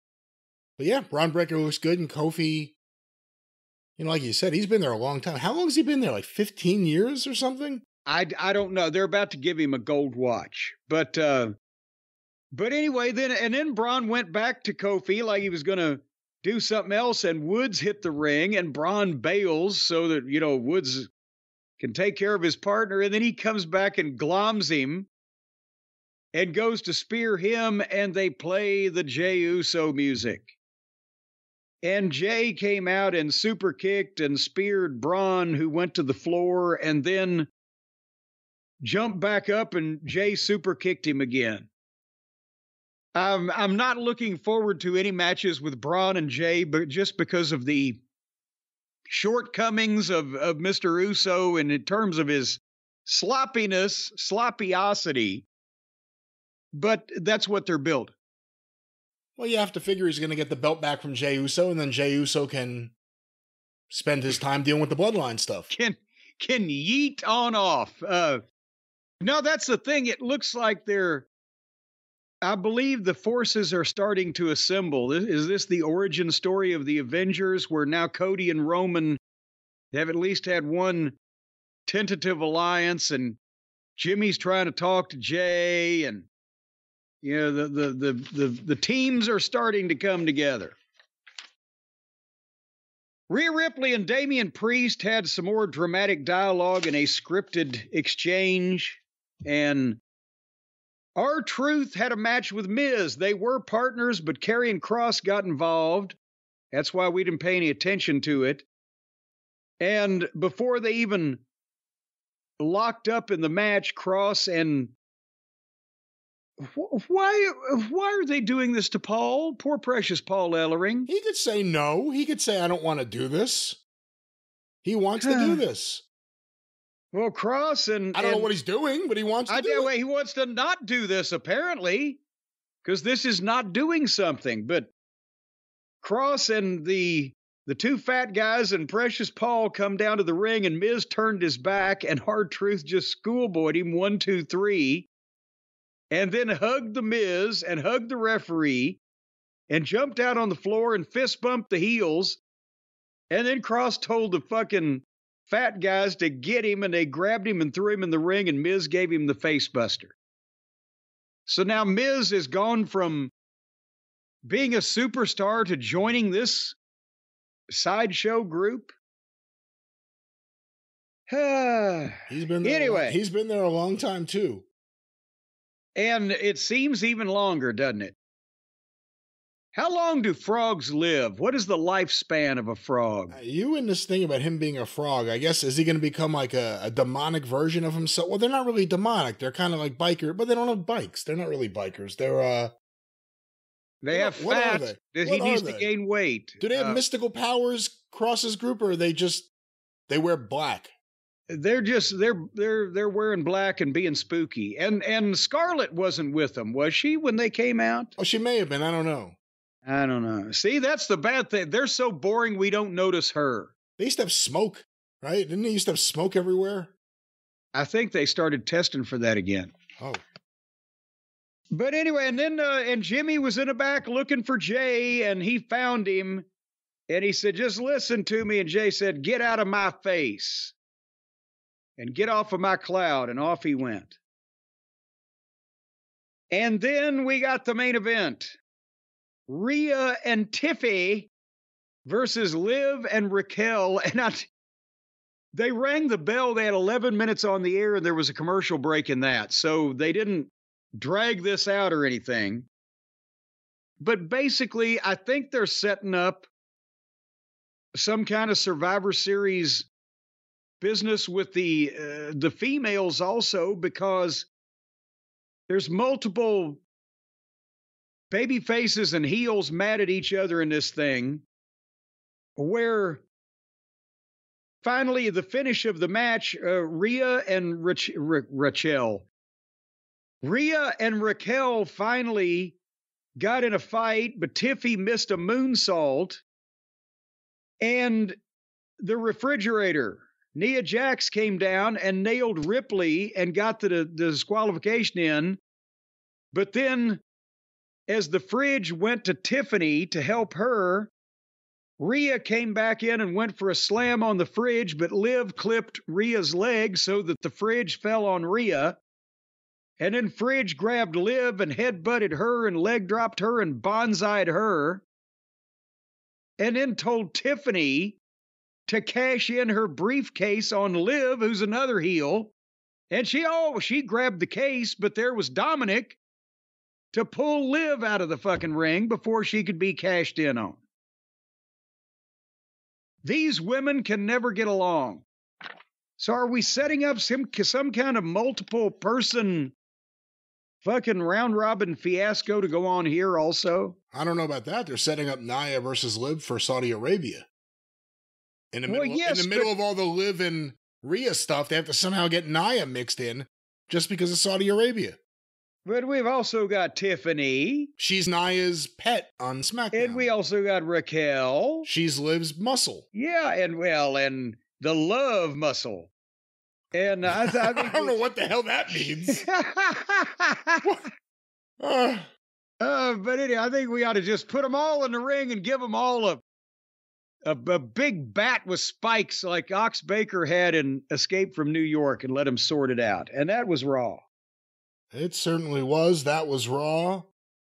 Jim, did you place any bets on Raw? Did you make any wagers about how many segments there would be with women's wrestling on Raw this week? Well, I did not. I did not, because I was afraid to find out the answer. But you know what I found out? I'll tell you, I was watching the news. The NBA, have you heard of them? Of course. The National Basketball Association? Yes, of course. Well, you might have confused it with a boxing organization. But the NBA is finally back. And apparently, from what I understand, the NFL, they came back and did another season. They did well last year. They came back and did it again. And now the NBA is copying them, and they're going to come back and do it again this year, too. Can you believe that? Yeah. Well, you don't seem to be astonished by how they're just doing this every year now. They're playing National Basketball Association games all over the world. You've got the Harlem Globetrotters and the Kentucky Colonels and all those other teams. Well, they're not in the NBA. They're not professional organized basketball teams. They're more of a show team. They're more of the WWE to the NBA's NBA. When I saw the Kentucky Colonels in the ABA down at the Louisville Gardens in 1968, they were playing some serious b-ball, I'll tell you what. In 1968, how old were you? I was 7 years old. You were not at the age to evaluate a basketball player. Well, I certainly evaluated the ball because the ABA was using that red, white, and blue ball, not that boring old orange thing that the NBA uses. But anyway, folks, the NBA is back. And that means that you can get the action at DraftKings Sportsbook because they're an official sports betting partner of the NBA. And, for example, you can bet on who's draining threes from beyond the arc. Who would you pick for that? What the hell does that mean? Beyond the arc? Who's draining threes from beyond the arc? That's what the copy says. I want to know who's draining the main vein behind the goalpost. But who is crashing the boards and grabbing rebounds? Folks, you can get behind your favorite players, get behind them and give them the old heave-ho. And the prop bets you can make on DraftKings, well, they're limitless. You can bet on who's going to score most points or who's going to score least points or who's going to win the game or just any old thing your heart desires. Because the DraftKings Sportsbook app is the home of betting on the NBA. And right now, if you download the DraftKings Sportsbook app and use the code JCE, Then if you bet $5, if you're a new customer, you're going to get $200 in bonus bets instantly. And then if you bet all of that money too, well then, goddamn, you'd have to be a sorry, bad luck son of a bitch to lose everything. So, folks, every point counts with DraftKings Sportsbook. Download the DraftKings Sportsbook app and use the code JCE. New customers get $200 in bonus bets when you bet just $5 only on DraftKings, where the crown and the basket is yours. That's right, it's yours, and we have a special message from a special friend for all of you special people out there. Gambling problem? Call 1-800-GAMBLER. In New York, call 877-8-HOPE-NY or text HOPE-NY 467-369. In Connecticut, help is available for problem gambling. Call 888-789-7777 or visit ccpg.org. Please play responsibly. On behalf of Boot Hill Casino and Resort in Kansas, 21 and over, age and eligibility varies by jurisdiction. Void in New Hampshire, Oregon, and Ontario. Bonus bets expire 168 hours after issuance. For additional terms and responsible gaming resources, see dkng.co/ftball. NFL Plus premium offer available only to new and former NFL Plus subscribers. Additional NFL Plus premium terms at nfl.com/terms. You know, he's such a polite fella. Yeah, he's always here, says all that, leaves. He's always in a hurry. Well, he's got a lot to say, a lot to do. He's a busy man. The crown is his, and yours, and whoever's, with DraftKings. Ain't that right, Jim? That's right. That's right.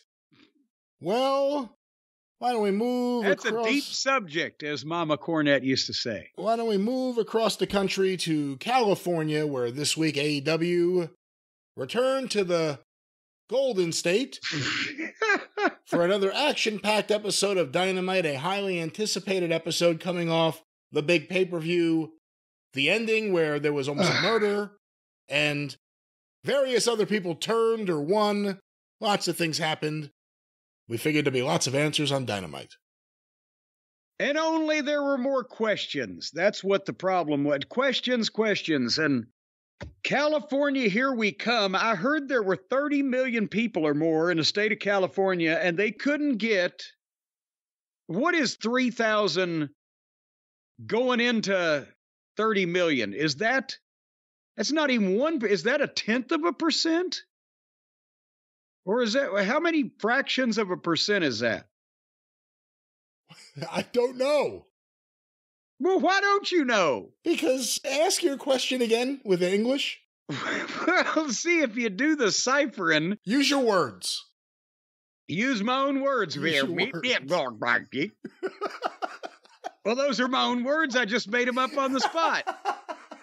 So what I'm saying to you is, if you're doing your ciphering, how many times does 3,000 gazenta 30 million? It's like 0.1% of the population of the state showed up. Or is it even a 10? Would it be 100th? You should know these things, Brian. Are you finding your calculator? 3,000 goes into 30 million 10,000 times. So what percentage then would that be of... I don't...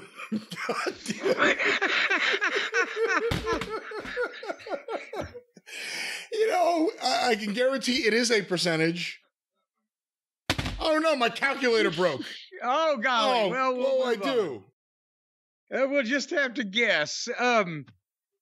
That's a small percentage of the... Okay, then answer me this while I'm talking about this show open. How many people...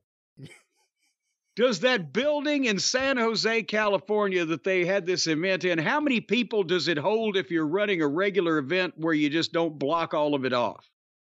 How big is that building? Let me get you that answer right now. This was their debut in the market in San Jose, for the record. In San Jose, not right on top of the Lollipop Guild's headquarters, and right where the home of their house organ.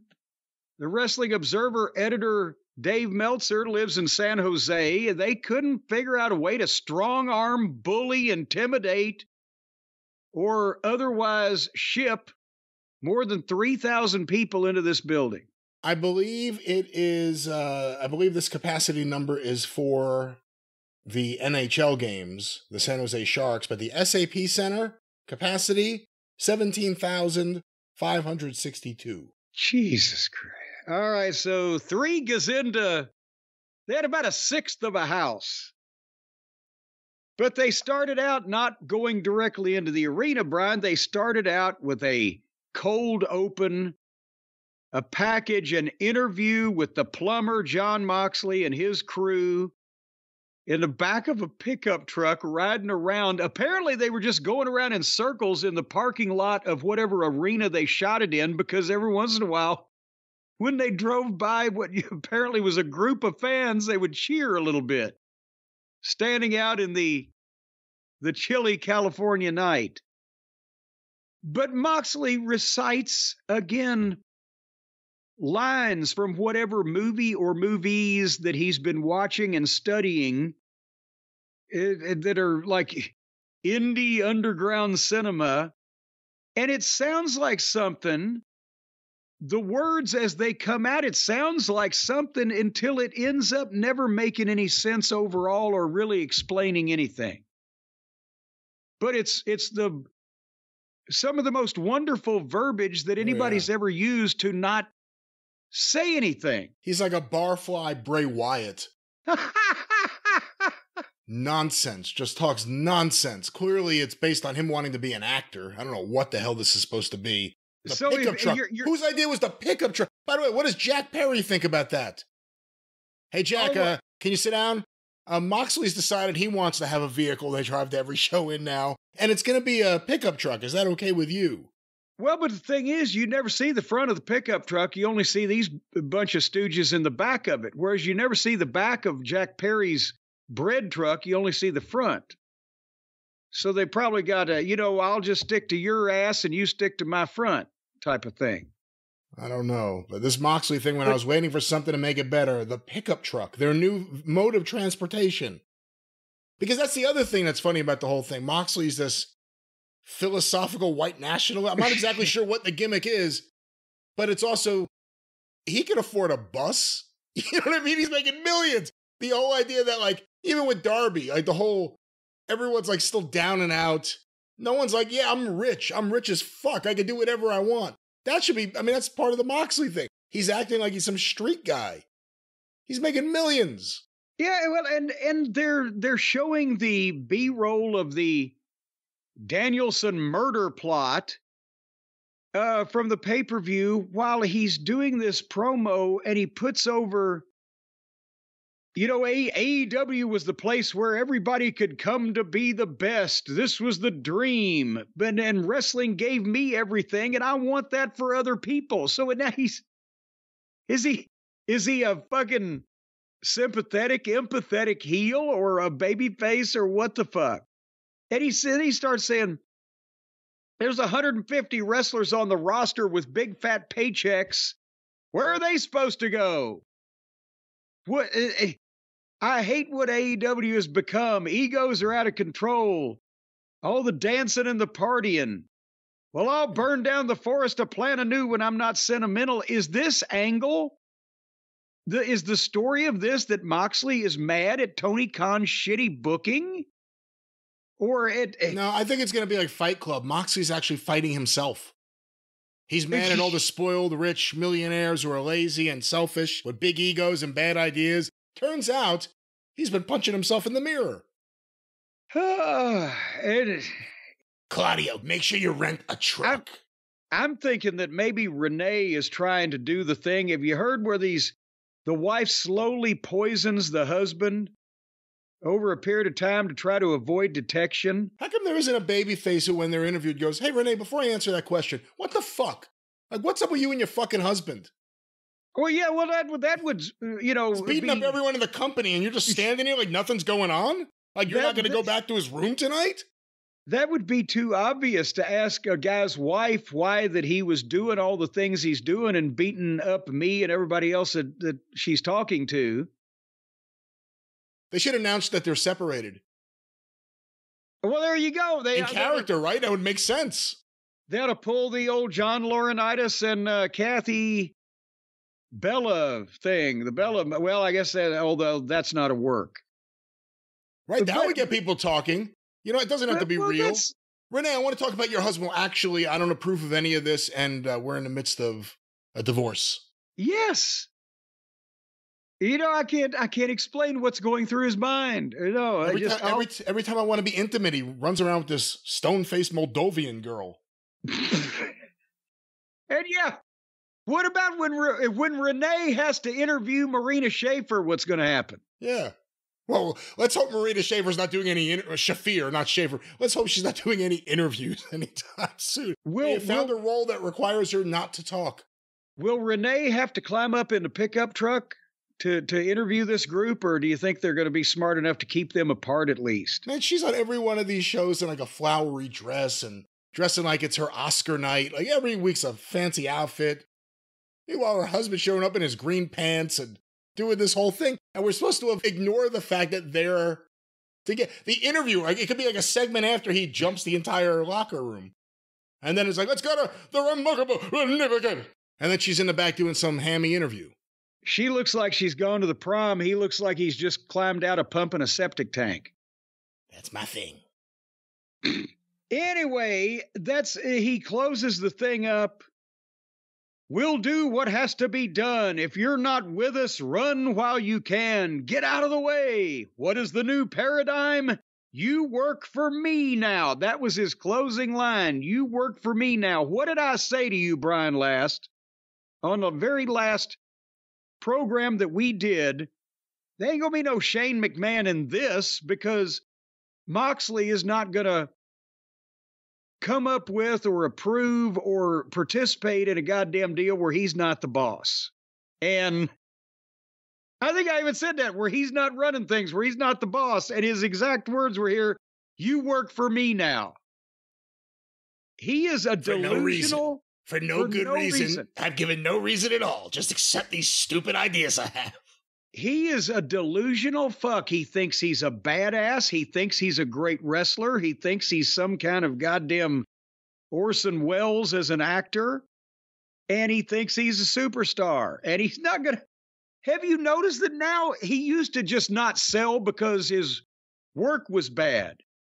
But now he's shrugging shit off when grown men do it to him and just not even registering it. And because he thinks this is going to be the thing that turns the company around. You can tell this is the big angle. He's finally said, fuck it. It's fallen on my shoulders. I'm going to have to save this thing and my star power. Well, the bigger issue, and we'll see how this plays out, from what we've seen, there's a good percentage of the AEW fan base that is diminishing. It's a smaller fan base now than it was. They're into it. They think this is great. The problem is there's an equally big, if not bigger audience at this point who think this is some wannabe bootleg NWO with bad acting and bad dialogue. It's not connecting. Again, it didn't connect with those people in Tacoma. They didn't leave saying, let's get tickets for the next show. That was the last thing on anyone's mind. When can we come back and see more of this? So I don't know. This has a chance to be the thing, especially because it's going to be the thing to drive the Bucks to be babyface again. So then they're thinking, it's going to end up being the Bucks and Kenny and whoever have to save AEW. Oh, God. Have to step up from Moxley and the Green Card Express or whatever the fuck his team is. Now with Useless. But anyway, then they went to the building. The SAP Center. That's what the name of the building is, right? The SAP Center? That's right. I believe it's owned by Fightful Sean Ross Sapp. In San Jose, California, as we mentioned, the capacity for hockey, nearly 18,000. They had about 3,000 tickets distributed. We do not know the sold numbers on these things. And here came Adam Cole to do a live in-ring promo. And we have always said, Adam Cole can talk. That's probably the strongest part of his game. And he could do, when he was 19 years old, I remember he was doing interviews, Ring of Honor in one take, and sounded convincing and sounded like he meant what he said. This was like Pavarotti singing Happy Birthday to Me.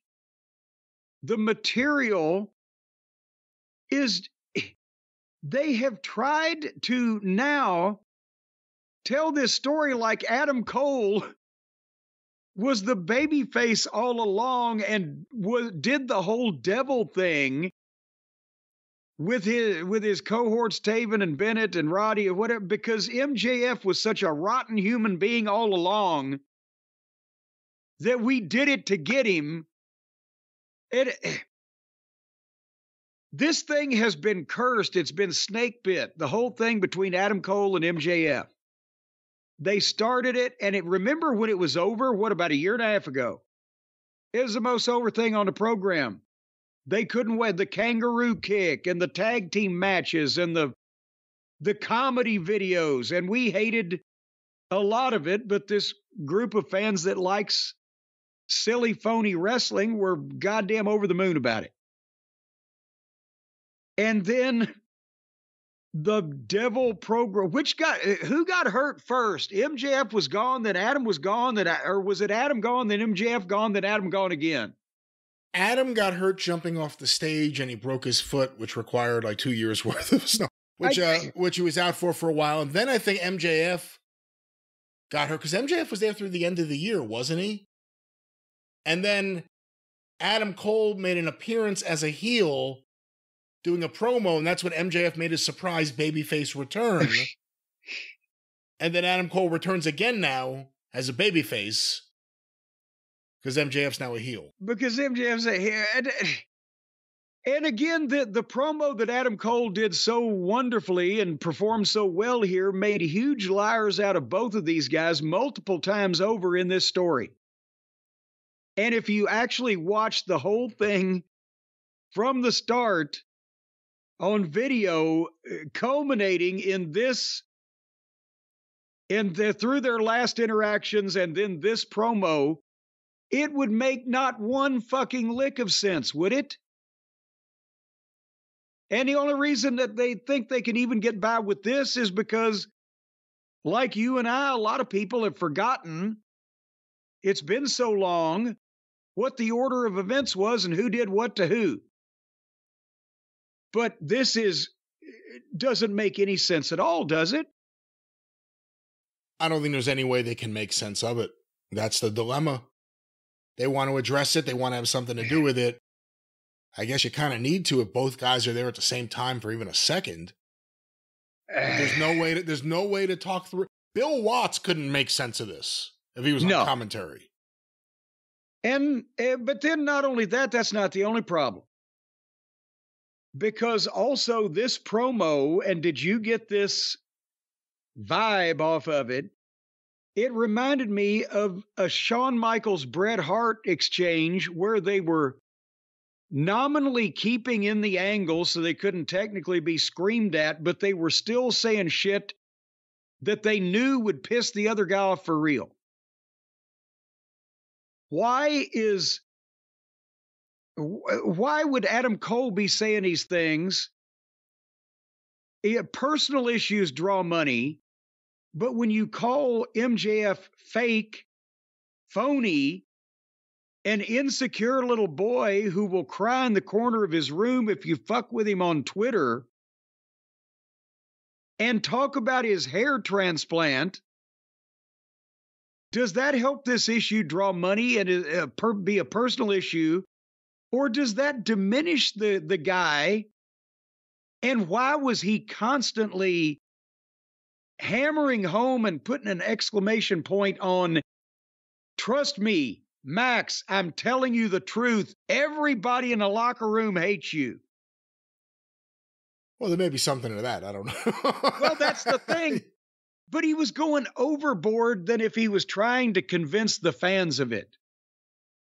He was trying to make that point clear to his opponent as a shoot, a la Sunny Days or whatever the case. I don't know if Adam Cole and MJF have a problem. I haven't heard that, but there are certainly guys there that are resentful of MJF because he's either at the same age or around the same age as them, but he's accomplished a whole lot more. I mean, It's not just that he's gotten a push. Lots of people in AEW got a push. MJF produced ratings, merch, ticket sales. Look at New York. Look at New York without MJF on that show. But I've and I think there are a lot of guys there, similar age, without naming names, who may have a bit of resentment towards MJF for being successful at his age, and not being at their level. I've never been able to work up being mad at somebody else for being more successful than I am when they were better at something. It's only when some jackoff gets propped up that you get indignant, or should. And I'm sorry, but if all these guys can't see, well, I'm good, but I can't talk like MJF, or I can't have the fucking match MJF can have, but I'll keep trying and I'm still better than most, or whatever, then fuck them. Can't handle the fucking truth. But that's the point. Was I going around telling people, well, fucking Heenan, boy, he couldn't talk as quick as I, or whatever. What the fuck? No. But that's the point, though. Whether MJF is liked or not liked by the locker room or whatever factions in the locker room, who is that for? How does that make the fans interested in this? Yeah. And so anyway, that was the thing. The story. And this went on a long time. This went on a long time. Very long.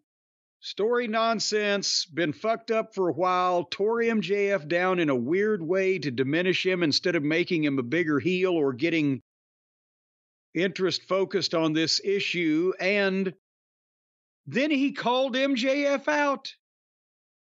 And MJF's music plays, and then MJF pops up on the screen. And obviously, wherever he was not in the building. I don't know of any major hockey arenas that have a room set up that looked like the goddamn, the club room back in the fucking 50s in New York on Broadway somewhere, some opulent gentleman's mansion or whatever. But he obviously had not heard any of what Adam Cole just said. Because he had the wrong tone and attitude if he had, and didn't refer to anything in specificity. So it was a pre-tape, right? That was obvious to anybody. And his story was, Adam Cole, it was all your fault. Which it was, because Adam Cole was the goddamn devil. And it was all your fault, and I'm going to get even with you. You will never get me in the ring. So they're obviously going to milk this until, what's the date of their next pay-per-view? They're at... I want to say it was November 23rd, maybe?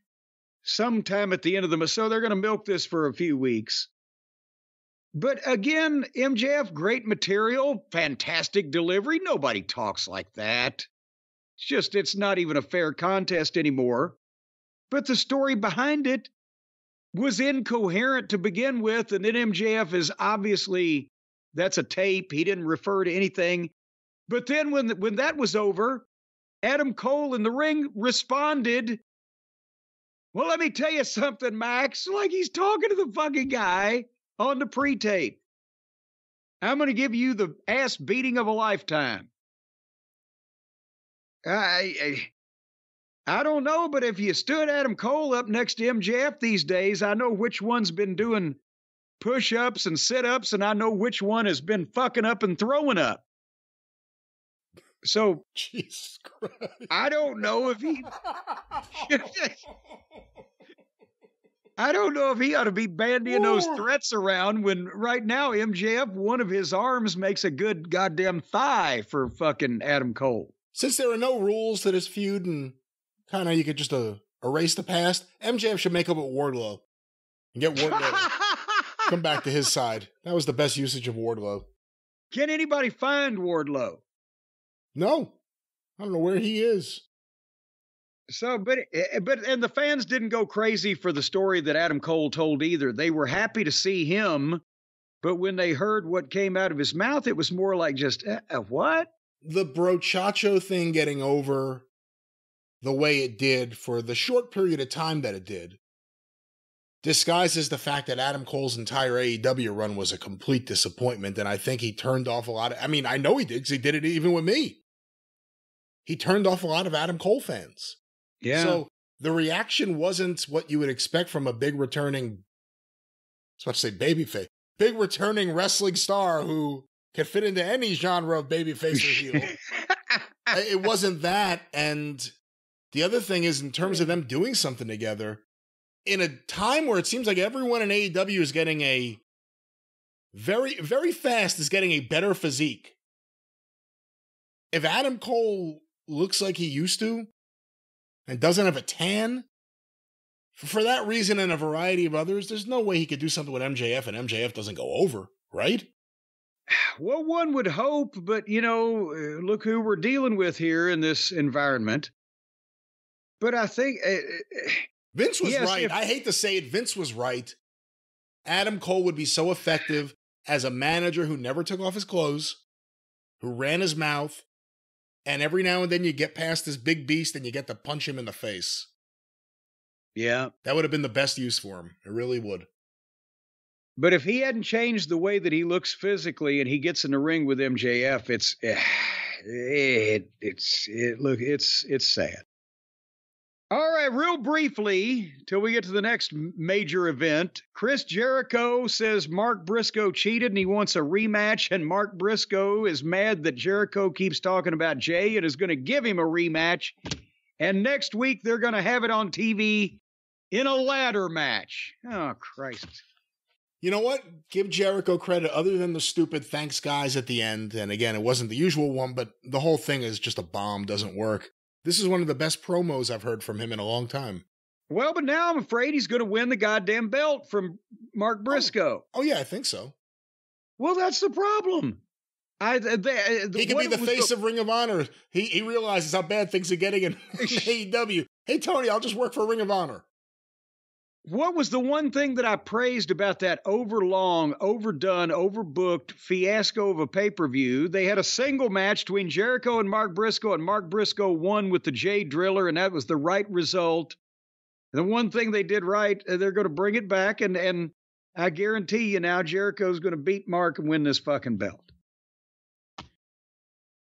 Anyhow, how long has it been since we saw FTR on Dynamite? Have they not? They've been exiled to Rampage or something, haven't they? They very proudly, I think, were a part of Collision and maybe some of the creative muscle behind Collision at times. And they've been stuck on Collision, and we've rarely seen them on Dynamite. Maybe I think the build up to Wembley or something, they were there for a little while. And I know I've heard that they've been, and AEW had some stuff on the show, very active by raising money for all the victims in Asheville and all over North Carolina and beyond, I guess. People that were affected by the round of hurricanes that just hit. But other than that, no, we never see them on Dynamite. Well, at least we saw them again, because they had a match with Big Bill and Brian Keith, and I was scared because they're in the Jericho periphery. But it was Big a tag team match. Big Bill was good.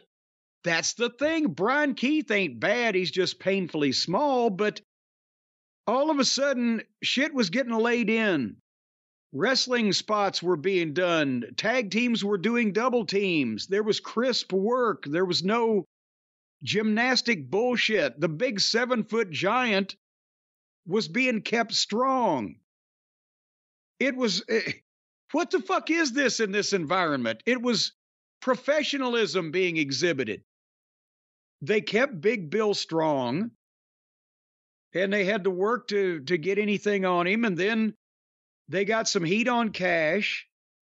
Big Bill missed a charge into the turnbuckle. Cash scampered past Brian Keith and dove and made a hot tag, and Dax came in and did a comeback. But again, Big Bill is the one, if they need stopping, he stops them. And they did some back and forth. Bill dumped Cash over the top. He took a tremendous bump. And then Brian Keith hit some kind of fucked up move, and Big Bill hit a boot and a cover and Cash saved, and then they went to the floor and they did a beautiful blind tag spot. And where one member of FTR, I can't even remember now which is which, but one member of FTR had the guy that was in the headlock, and he backed up and they blind tagged and shot Brian Keith off, a double drop down, a leapfrog, and into the Shatter Machine. 1, 2, 3. That's the first tag team match I've seen in wrestling in weeks. They've had some they've called tag team matches, but they don't do tag team shit. So I liked the match, and then as they're celebrating, music plays, and here come the Outrunners. And they got in the ring and danced and posed and danced and posed, and I don't get it. What are they saying? The Outrunners are allegedly a throwback to an 80s tag team. Is that the gimmick that I've read on the internet that's what they're doing? I think that's the gimmick. The only problem is, as someone who saw wrestling in the 80s ever did any of that shit? Yeah, no one ever behaved like that, ever. No. They're like an 80s video game tag team. Well, whatever it is, I don't get it. I don't get it. But this is, and I'll say what I do get, though, is that because the fans have decided that they don't like what they're being given in large part, they decide they're going to get somebody over just because they want to work with themselves to get them over, to cheer them or to chant for them. They did it with Hook. We had a guy in OVW years ago named Rod Steele. Rip Rogers trained him. Don't hold that against Rip, but he was a big guy, like 6'5", and he had a good body. He was like 250 pounds, but he was already, I think, like 40 years old. This was 20 years ago. And he wasn't going to be a big star, and the WWF wasn't going to sign him, but he was local, and the crowd liked him. I'd put him in a dark match, and his big thing was he would pick a guy up and slam him like 5 times in a row. And the people would go, scoop, slam, scoop, slam. To listen to the reaction, you would think Rod Steele was the goddamn biggest star in wrestling and would sell you out any building you went to. But no. And sometimes the people just decide, if we're already here, we're going to like somebody for some weird reason. But if you try to put them in a spot where you actually put them in main events, and maybe that was the thing with Pockets. Maybe even the indie fans knew, okay, this guy's a fucking joke, but as a rib, let's cheer for him. And then the bubble brain fucking promoters and other boys thought the guy was really over. You can't put some of these people in the main event or it wears off, because the whole idea of the fans liking doing that is they're cheering for some underneath guy that doesn't look like you ought to be cheering for him. Does that make any sense? It does. And again, it's the team, it's the act, to use a Dave Meltzer term, that the AEW fans have decided right now that they're going to get behind. I mean, it's another team that maybe once, twice, have they ever been on Dynamite? They're never on Dynamite. So the reaction is from the AEW hardcore fans from seeing them as a cult act on the show that you have to be a diehard fan to watch. And obviously, they were on Collision. That must mean they're FTR guys, and they probably all want to work together. Well, anyway, Renee Moxley Good had the Acclaimed and Billy Gunn in the back, and the question was posed to them, what's next for the Acclaimed? And Billy Gunn said, well, we're going to the gym right now, and as a matter of fact, I'm going to go get the car ready. And he left the interview so that he's not standing there. But think about this, Brian. They can't work hard and talk about lazy booking. By the way, folks, some shirts still available at JimCornette.com, but that's been discontinued now that we brought thank you, fuck you, buy back. So get your lazy booking shirt. Why? If he's there at the show. It's like the other night, somebody pulled up and then decided they were going to get in the car and leave again. Or they went to somebody else on an interview and they said, well, we got to catch a plane. At fucking 8:30, the TV show comes on the air at 8 o'clock. So they couldn't even come up with a better excuse for Billy Gunn to walk out than, I got to go get the car ready because we're going to the gym. Do you see why I'm insulted here? No, they've established this on the show. Remember, Ospreay was going to drive to the arena once the show started, even though he didn't have a license and never drove in America. And then I think Don Callis and Takeshita left at the start of the episode a couple weeks ago. Because they had to catch a plane. Their travel agent fucked up and booked them to leave in the middle of the show. It was Bryce Remsburg. No, whoever's booking AEW's travel is obviously screwing with all the heels and baby faces. Yeah, so anyway, so Billy leaves, and the Acclaimed, and especially Caster, did a promo, and they're acting very heelish. I don't know whether they're trying to get more balls and bass in their voice as baby faces or what, but MVP and Shelton come in and offer the card, the business card, to talk, and the Acclaimed say, we don't need anything from you. But apparently that was enough reason to run Billy Gunn out of a fucking backstage 1-minute pre-tape. And then Mercedes Moan and Queen Waiata had another chapter in their vicious blood feud.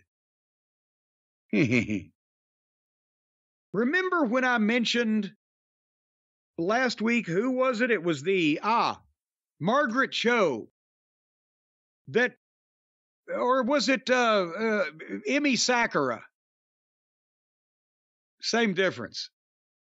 They've established Camille as this giant that towers over Mercedes. She's very voluptuous, the opposite of Raquel Rodriguez. She's the bodyguard or whatever she is. She's got a striking look.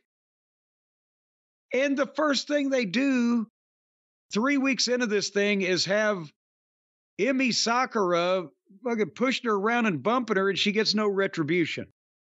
Now this girl got to bump Camille around and woman handle her in some fashion with no retribution. And then Mercedes is the one that turns around and stops the girl for the heat. It ought to be the opposite way around. That's the opposite of correct. Get your baby face over by establishing that Mercedes can't handle her straight up, one-on-one, eye-to-eye, and have Camille do something from behind to allow Mercedes to be able to take over. Camille earns her money as the bodyguard. Mercedes gets more heat as the heel. The babyface gets more sympathy as a babyface. And you're building Camille for the eventual showdown with somebody that may be her size and as physically intimidating as she is.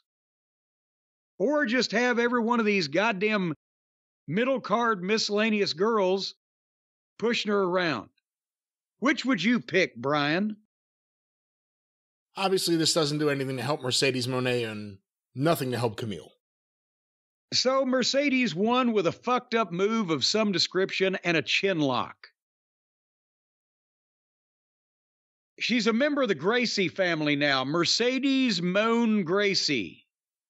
Moan is her maiden name. Yeah, she gets the same reaction Hoist Gracie got when he won the first UFC when people didn't know what the hell was happening. All that money, no one gives a shit she's on this show. She doesn't matter. She doesn't help the business, and the fans sit there silently. Otherwise than that, she's doing great.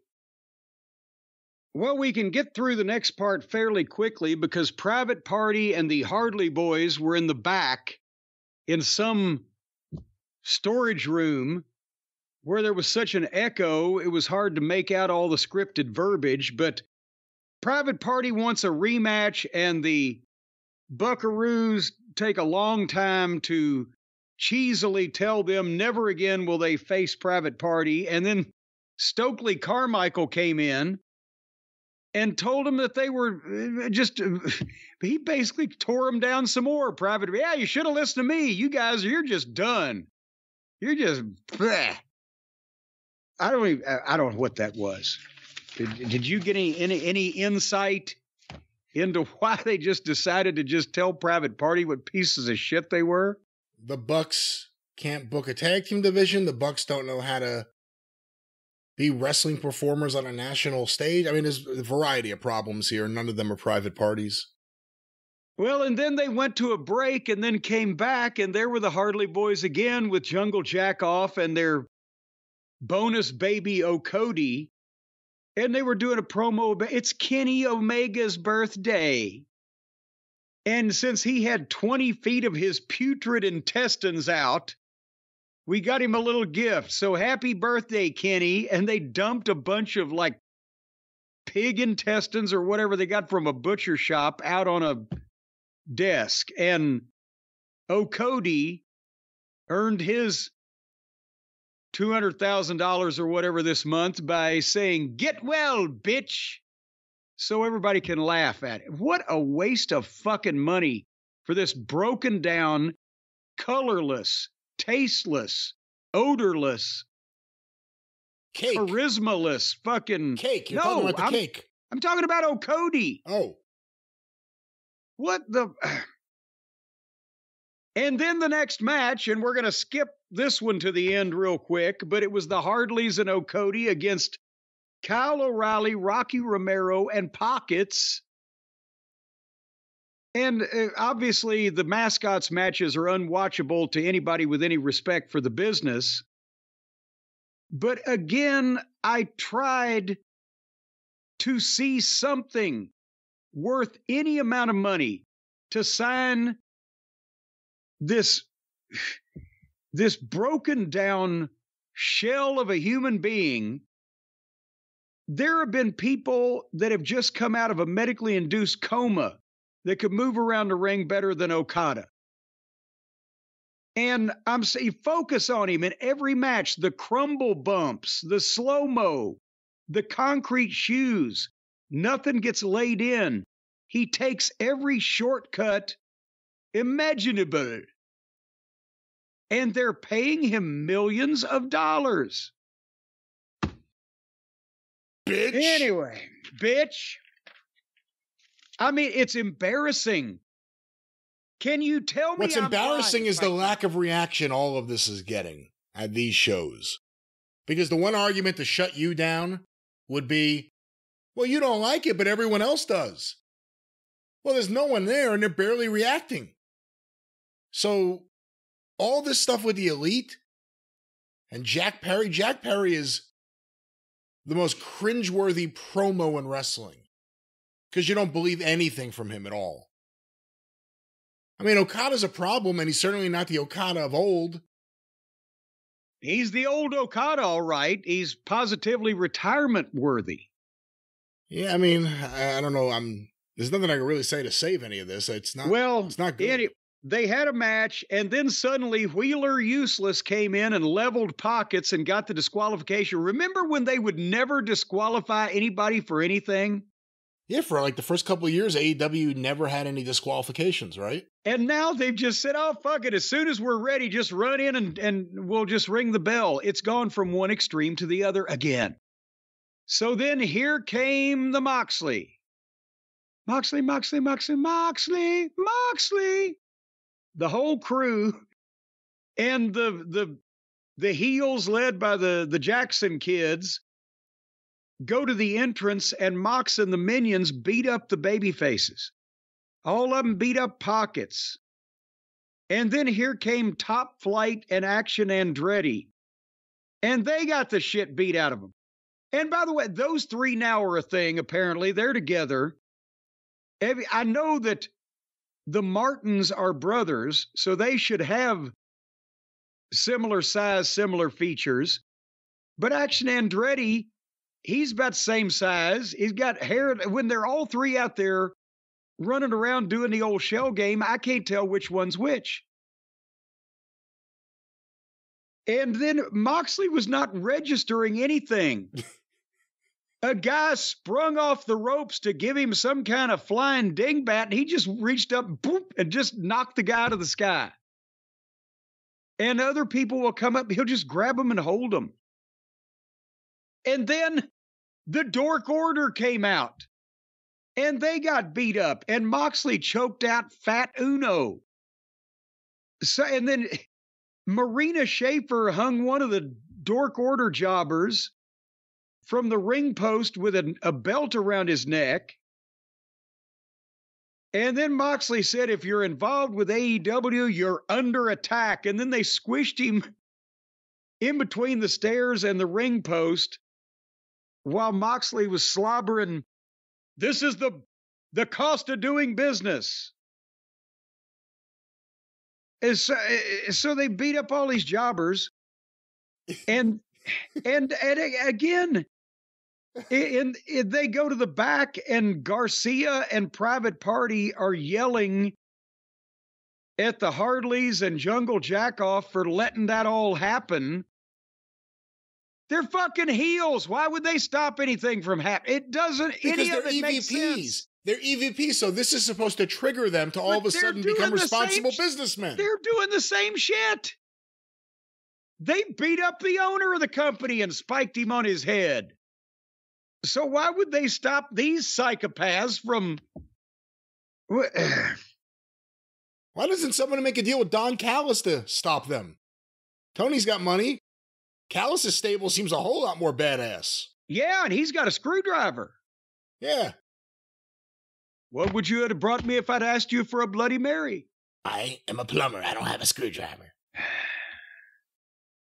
Don't even say that. He'll come out with a wrench next one of those fucking monkey wrench gimmicks. Anyway. What do you think of the AEW Civil War or whatever this is that's happening? Where all of a sudden the guys who have been on the roster forever have decided that everyone in AEW works for them for no definable reason or for any cause. And Wheeler Yuta, who last week got the shit kicked out of him by the Blackpool Combat Club, is now in their little group. Did he dye his hair? Was it like grayer, or was it just the way I was it just my monitor? It may have been your monitor. It may have been, I don't know what it might have been. But this is just not good. And again, it's Moxley just jerking off all over himself. When you watch him no-sell, guys jumping at him. That's not done for any other reason than self-pleasure. There's no booking reason that doesn't help anyone. That helps no one.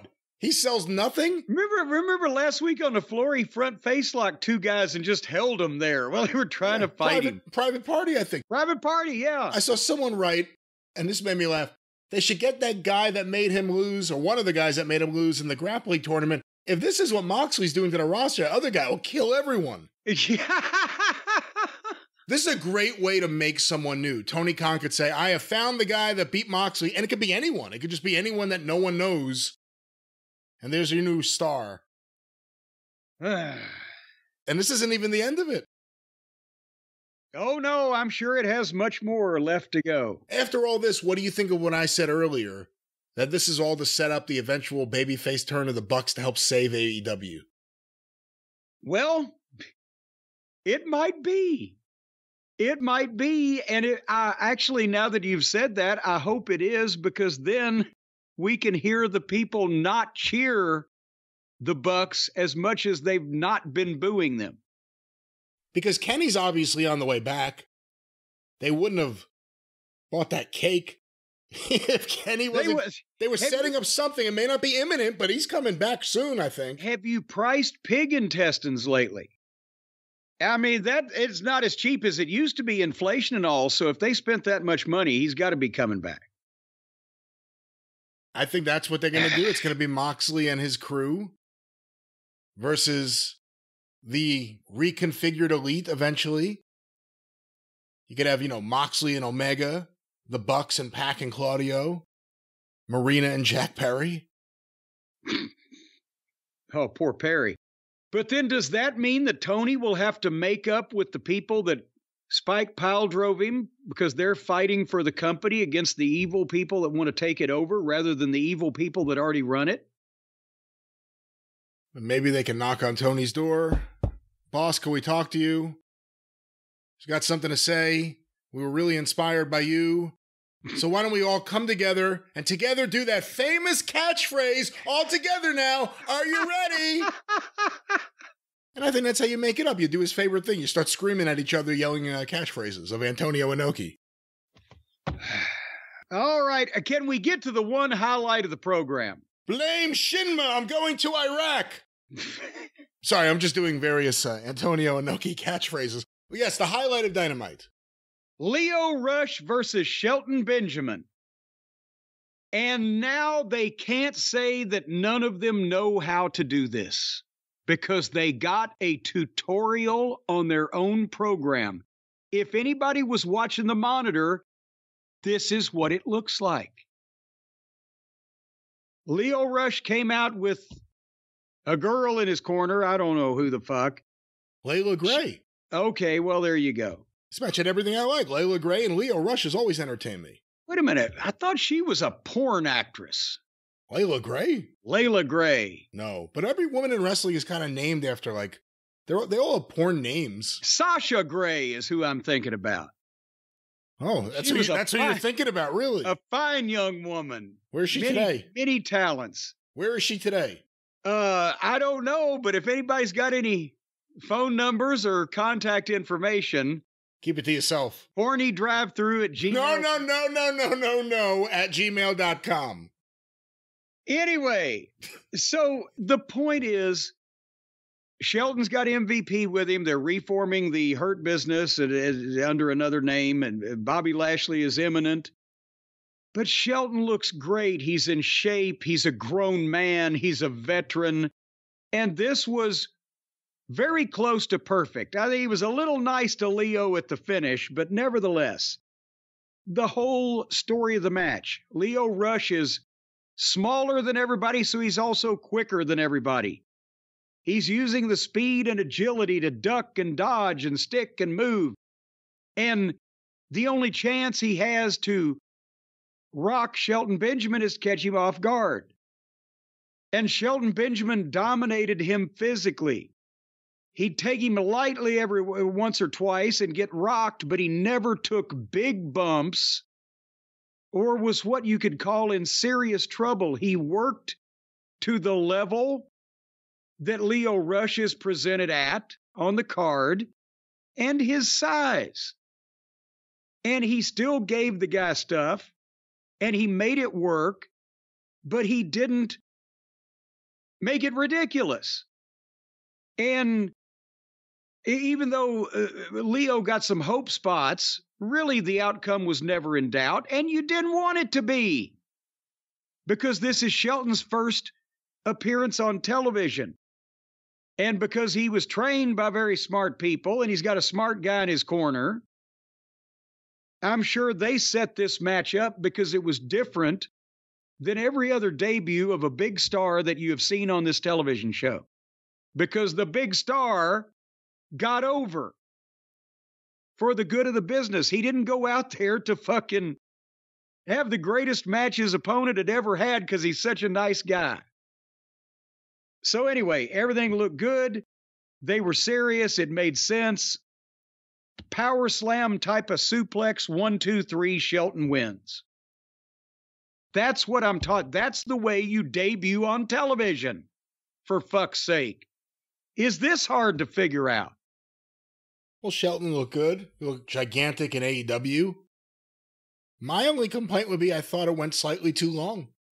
Well, that's what I say. I think he got a little nice to him at the finish and gave him a couple more extra zabadas, but overall, you know, that's the picture. And Lio Rush did great. Every time Shelton threw him around, just his facial expressions, the way his body folded up, you know, beyond just the natural folding from being thrown by Shelton Benjamin. Yes. Yeah, Leo did great here, too. Well, that's why I always said that kid could be $1 million manager. Because he's got a slappable face and a loud mouth, and he's so minute nobody will ever take him seriously as a wrestler, and he'll never be in the main events. But as a manager that could be pressed into getting his ass kicked when it called for it, you could make a fortune with that guy. But apparently he's convinced he's going to be a wrestler because it's more fun. I don't fucking know. And then MVP cut a promo that was, again, very good and heelish, and you believe him. And he called out Swerve to, well, he didn't call him out, but he told Swerve to reconsider his offer. Kind of an or else type of thing. And then, I can't remember whether it was after a break or just in the back, you had Renee Moxley-Good with Swerve and Nana. And Swerve basically said, anywhere, anytime, any place, make it happen. Maybe happening very quickly, but I guess they need something for Swerve to get into. But I'll be interested to see Swerve and Shelton, because I guarantee you there will be no hypodermic needles involved on Shelton Benjamin's part. And I bet you that he will get the best match out of Swerve Strickland that anybody has, because they won't be doing bukus of gymnastics or tons of dangerous indie shit. They're both athletic, and Shelton can channel him to where he uses it as a strength instead of as a weakness.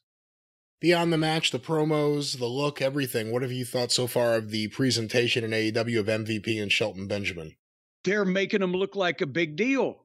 Yeah. And they're making him look like a main, and MVP hasn't been like Mark Sterling or Stokely Carmichael or, Don Fallis or any of these Stokely Hathaway for those new listeners. Stokely Hathaway, sorry. The more Carmichael famous Stokely wins out. Yeah. But he's not been a silly, flippant, frivolous comedy figure. He's been a fucking star from a big company that has a big track record of putting together stables that has come in, and it's being serious. And you know that MVP or Shelton, either one, are not really going to do it any other way. So we'll see what happens and how many people that they can find that can actually work with serious professionals in this company. And then speaking of serious professionals, we went the other way. Tony Schiavone was in the ring with Don, the leader of the Phallus family, with his new men, Brian Cage and Lance Archer. And, of course, Don said he thought they should have a press conference, but there's no real journalists in pro wrestling anyway, so we'll just do this. And was Dave there, you think? They were in San Jose. How far is the building from his tiny one-bedroom apartment? Well, no, he doesn't live in a tiny one-bedroom apartment, but we heard that. I thought he moved in with Don LaPrey. He not only was there, but we heard that he stayed late after the show talking with talent. Well, then Don was sending him out a message there. No real journalists in pro wrestling. So those two are going to take the tag team title, apparently. Brian Cage and Lance Archer. That's what Don says. And then he brings out Kyle Felcher and our friend Take. If they ever get Take out of this and start using him every week, I'll actually learn to pronounce his real name. But the surprise of this was, did you hear the promo that Take did? Well, it started in Japanese, and then it switched over to English, and although not perfect, it was perfect for what he needed to sound like. Plus, he's got good facial expressions, too. This guy, I swear to God, this guy's bigger than Okada. He's younger than Okada. He's much better in the ring than Okada. He can talk better with less of a goddamn accent than Okada. Why aren't they paying him the money they're paying Okada? The fuck? If I was our friend Take, I'd get somebody like Barry Bloom on the phone, or maybe even Matt Bloom. And then, so Kyle Felcher then stepped up and spoke, and he needs a manager. I'm saying he's done wonders with his physical appearance. He's building himself up. He's got a little bit of a gimmick going on, the hair and everything, but yeah, I don't know about doing promos. He said he needs a manager. His manager's right there. Oh, fuck, I forgot. He has a manager. Well, the manager didn't do the promo for old Mr. Felcher. So, but anyway, so now it's Cage and Archer and Felcher and Take. That's the Phallus family. You know, this ended up being like my favorite thing on this episode.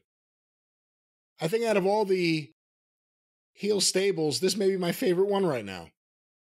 I like Takeshita. I like Kyle Fletcher. Even his promo, I like it because I like that Weasley little voice. It lends itself perfect to him because he looks like a big kid.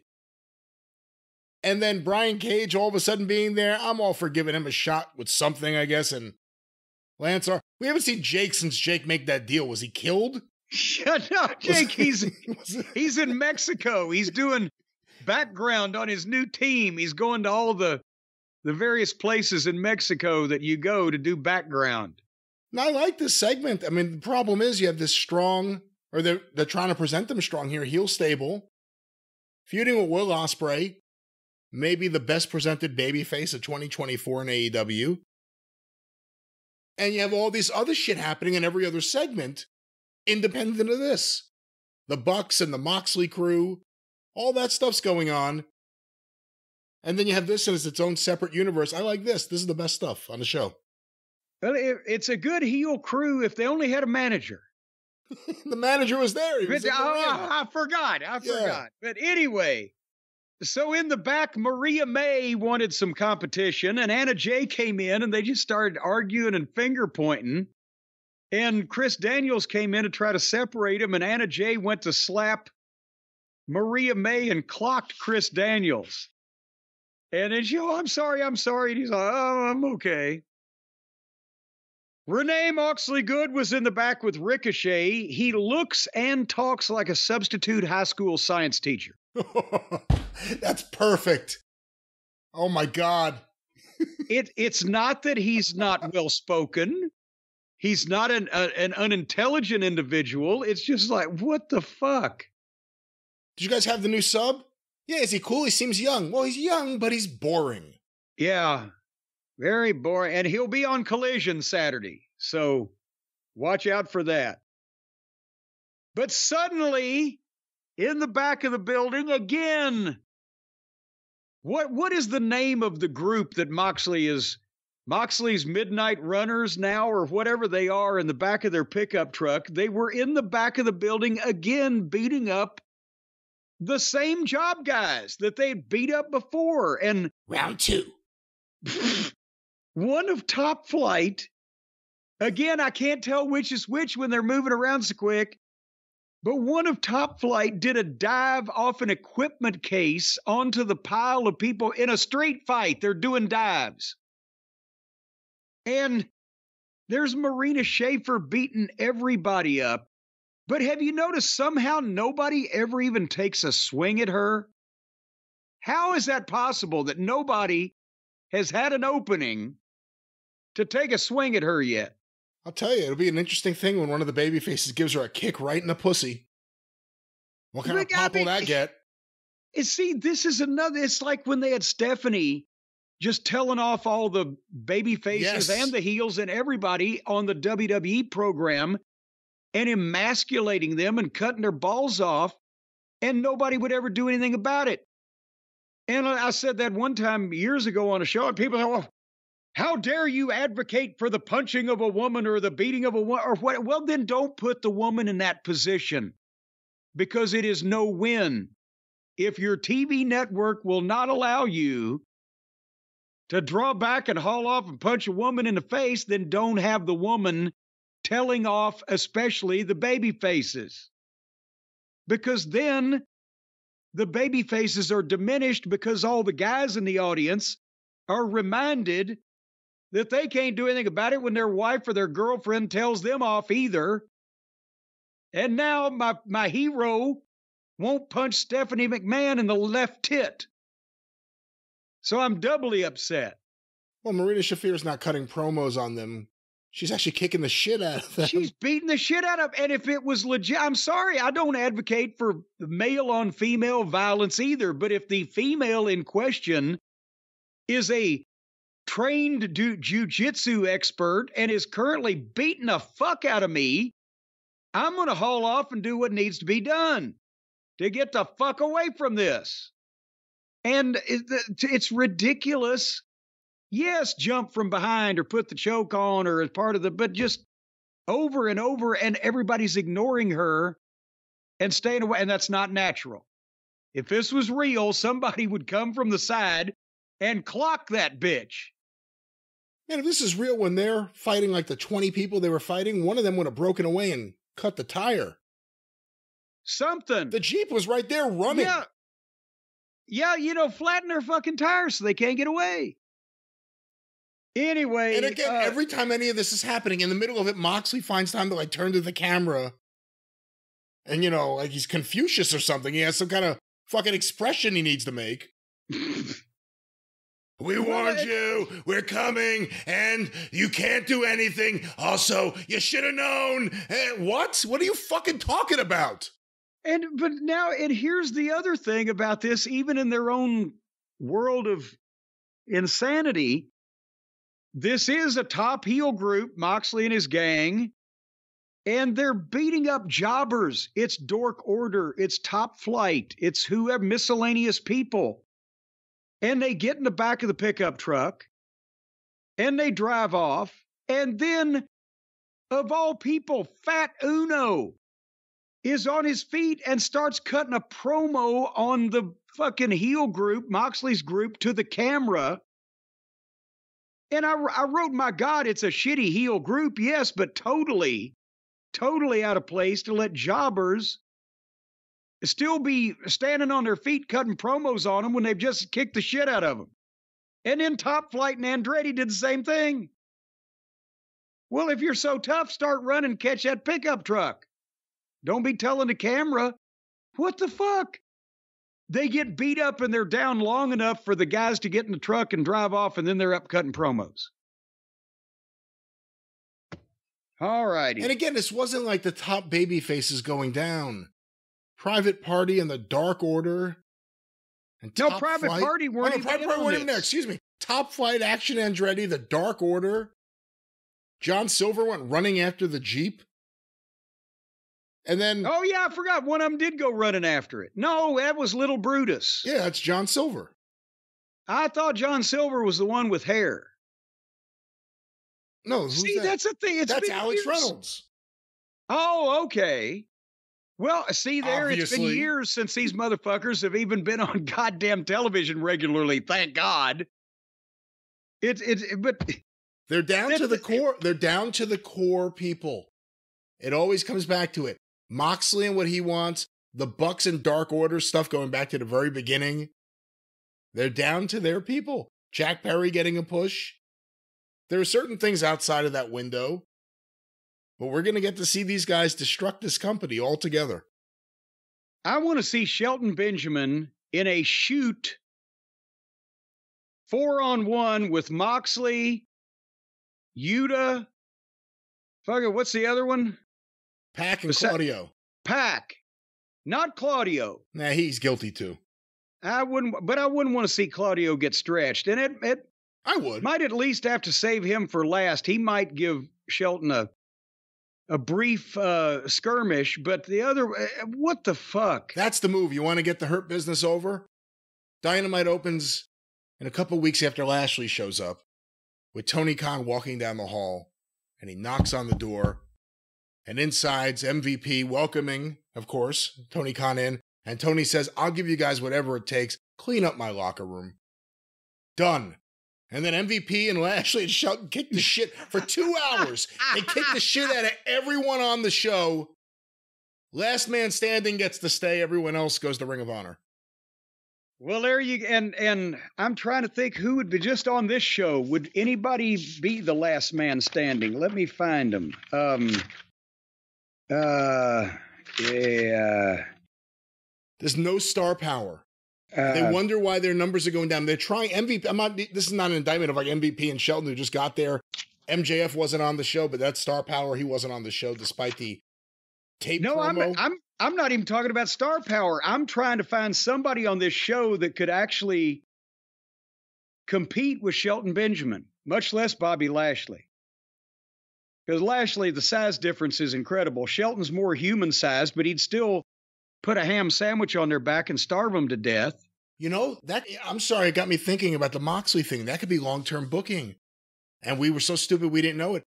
Tony Khan can't stop these guys from taking over his show. What's he going to do? He starts calling in all the guys that he sent home.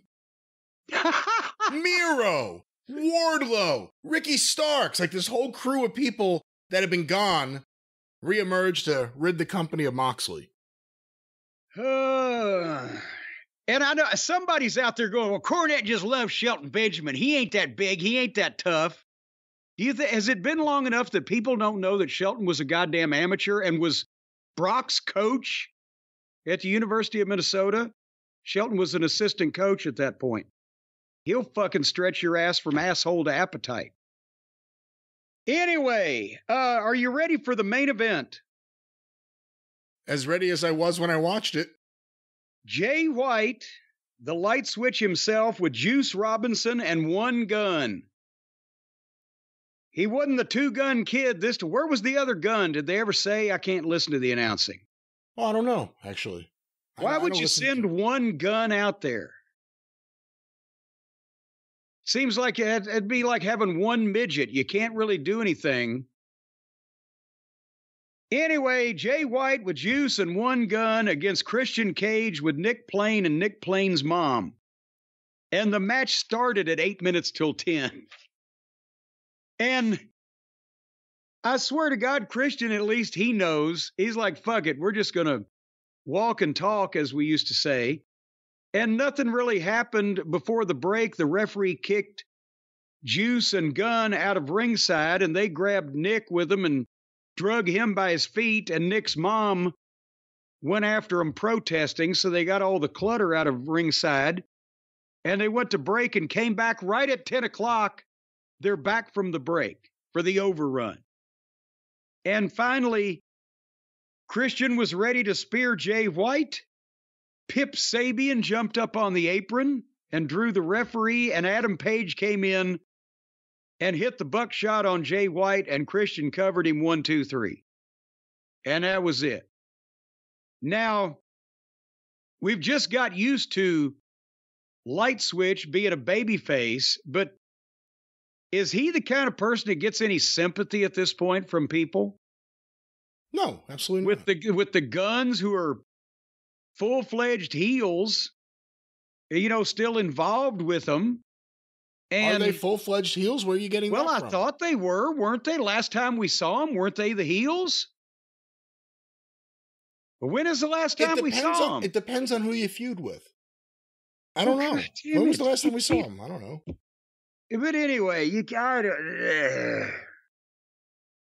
I don't know what the ratings are. I'm blissfully ignorant. You're about to tell me here shortly, but I don't know how anybody made it through to this point in this program. Well, I have the ratings here, and actually, just so we could do an honest comparison, because we've been doing it lately, let me pull up what NXT this past week on CW did. We won't do the quarter hours, but just in terms of, because I didn't watch it, and I don't know if you watched it. Well, no, but they impressed me the first 2 weeks. And we have been corrected. Apparently, all along, the Mafia Hitman was the babyface, and the giant, muscular, good-looking fellow with the weird name was the heel. So it wasn't a double turn. Tony D'Angelo was the babyface. That's why he puts a mint on your pillow when he makes you sleep with the fishes. And Oba Femi is the heel.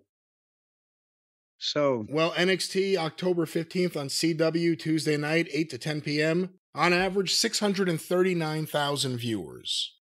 Okay, after the first 2 weeks, that is a drop, as everybody figured it would be, the first couple weeks being loaded up. 27% drop. But 639,000 is still in the ballpark for the developmental program with no names as to what Tony's been doing on his flagship show with all of the captains on the ship. Well, Jim, AEW Dynamite, October 16th on TBS, as reported by WrestleNomics, from 8 to 10:09 p.m., on average, 633,000 viewers. Oh, Jesus, Mary and Joseph. What is that down from last week?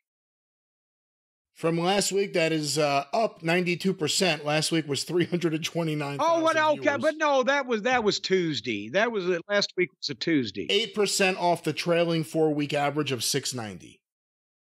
Yeah, so they've lost another. Was there an all-night gas station open up across the street? What's the excuse that Dave Meltzer is giving? Well, according to WrestleNomics, Dynamite was ranked 6th amongst cable originals in primetime in the key demo, outranked by Dodgers versus Mets, Fox News, and the WNBA Finals on ESPN.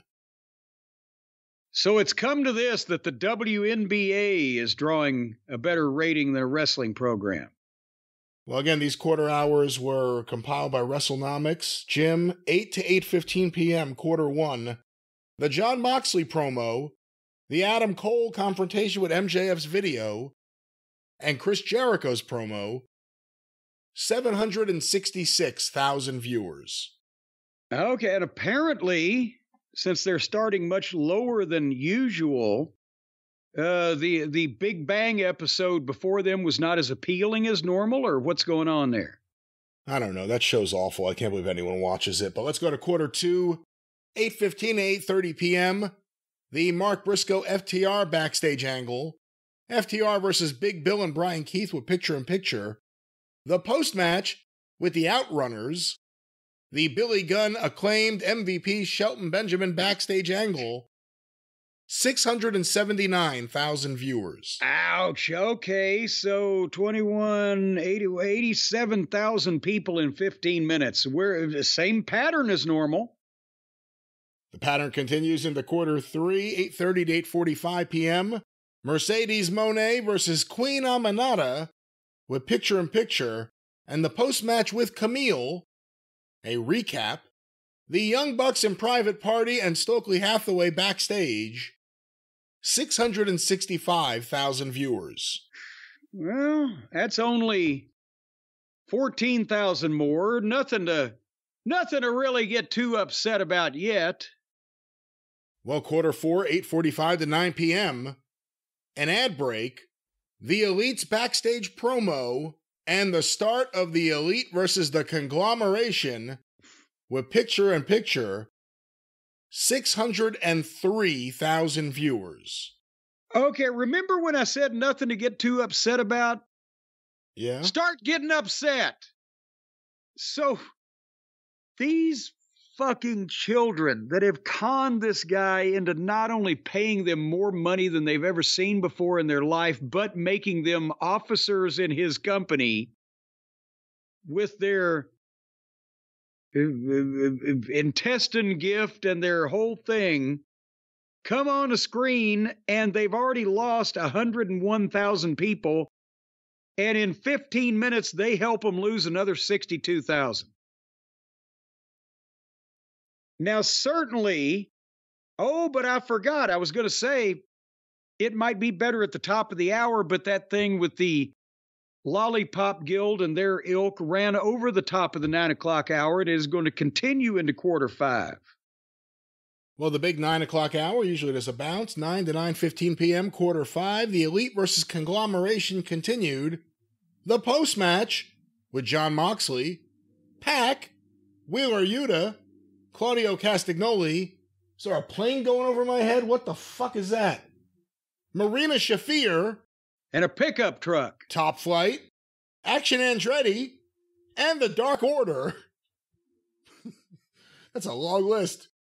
Plus, the Elite, Private Party, Daniel Garcia backstage angle, a recap, and Shelton Benjamin versus Leo Rush, or at least the start of it. 628,000 viewers. They got 25,000 back. That was 1,000 viewers per person in that segment. Well, we go now to segment 6, quarter 6, 9:15 and 9:30 p.m. Shelton Benjamin versus Lio Rush continued with picture-in-picture and full-screen ads. The post-match with MVP, the Darby Allin promo, and an ad break. 603,000 viewers. And they turned around and lost them again.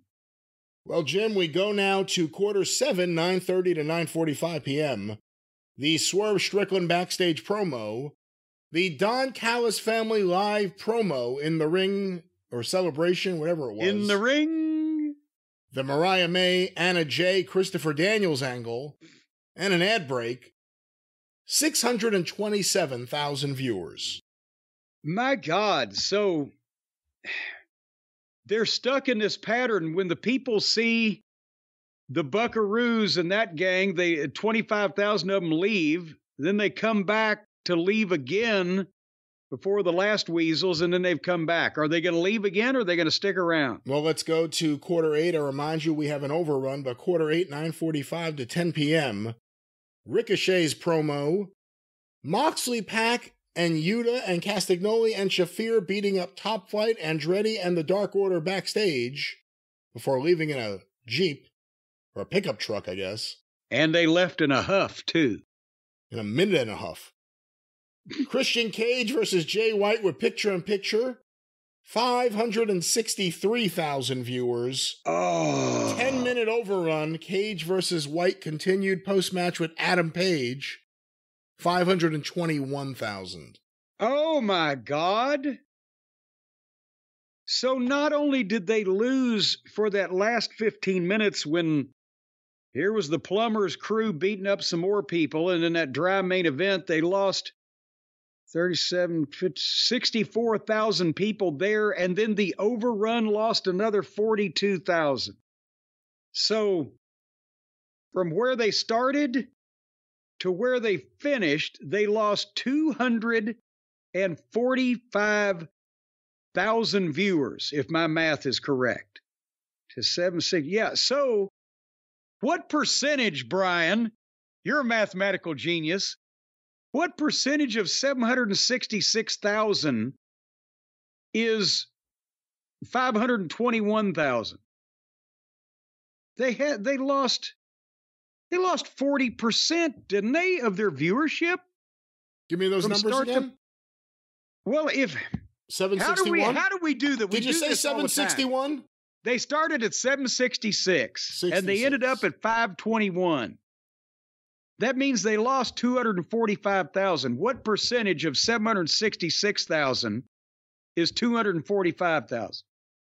Is 245. Okay, hold on. 245. That would be 31.98%. You're not as bad as I thought. Only a third of the audience decided, fuck this, we can't take it anymore. But like I said, with all the stuff with Danielson leading up to the pay-per-view a few pay-per-views ago, maybe it was Wembley, I'm not even sure. It's the main event stuff that people are tuning out for. You know, whatever we want to say about some of these guys out there, like the Commanders and the Heliums and the whoever the fucking everyone. They don't just actively drive people away while being the main focus of the show and the main angle on the show. And being paid all the money. The Bucks do it. We've seen Jericho do it. Jericho took himself off the show, or he's not there right now. But the Moxley stuff drives people. And Danielson. They did everything to Danielson, and people were losing their investment in Danielson. So not good. This is not looking good for the future. Yeah, you know, that is true. That's something, a lot of the show is rotten, but the only thing they really tune out big is the Cucamonga contingent that are the main event and the most highly paid fucking guys. That was AEW Dynamite. And ladies and gentlemen, I'm going to blame this one on me. I said questions, and we have questions, and we're going to do questions. Even if we have to drag them over to the experience, we're going to do them. But we've been recording a long time. You're sick. You're puny. I'm sweating right now, and I'm afraid to turn on the fan because I'll hear the sonic noises that are coming out of it, and I'll just want to help all the people because that's the kind of person that I am, and not let these be in the production. So I guess the point is we're going to close up shop early. Hold on. Where is...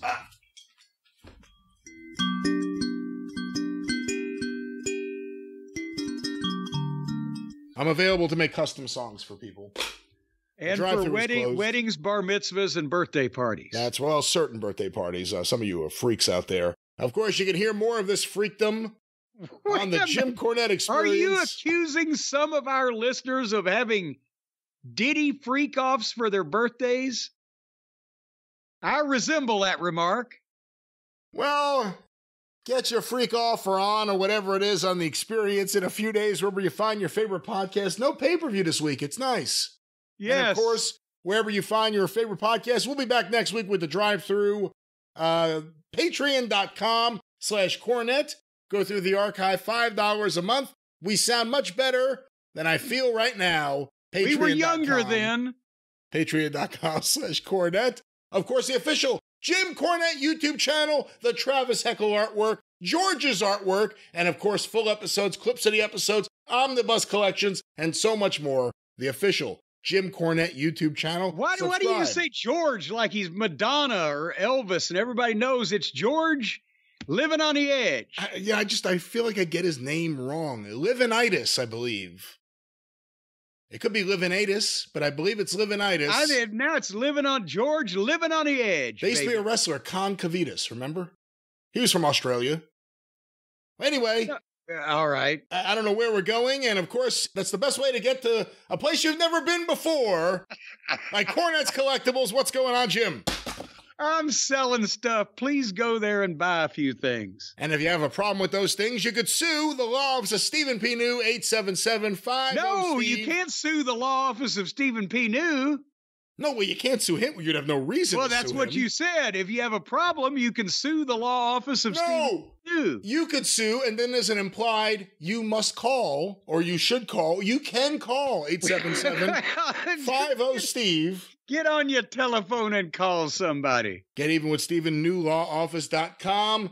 Until the Experience in a few days, and next week. I wish, please, can it be a few weeks? And next week, right back here on the Drive Thru for Jim Cornette, I'm the great Brian Last. It's late in the day, folks. Tally ho!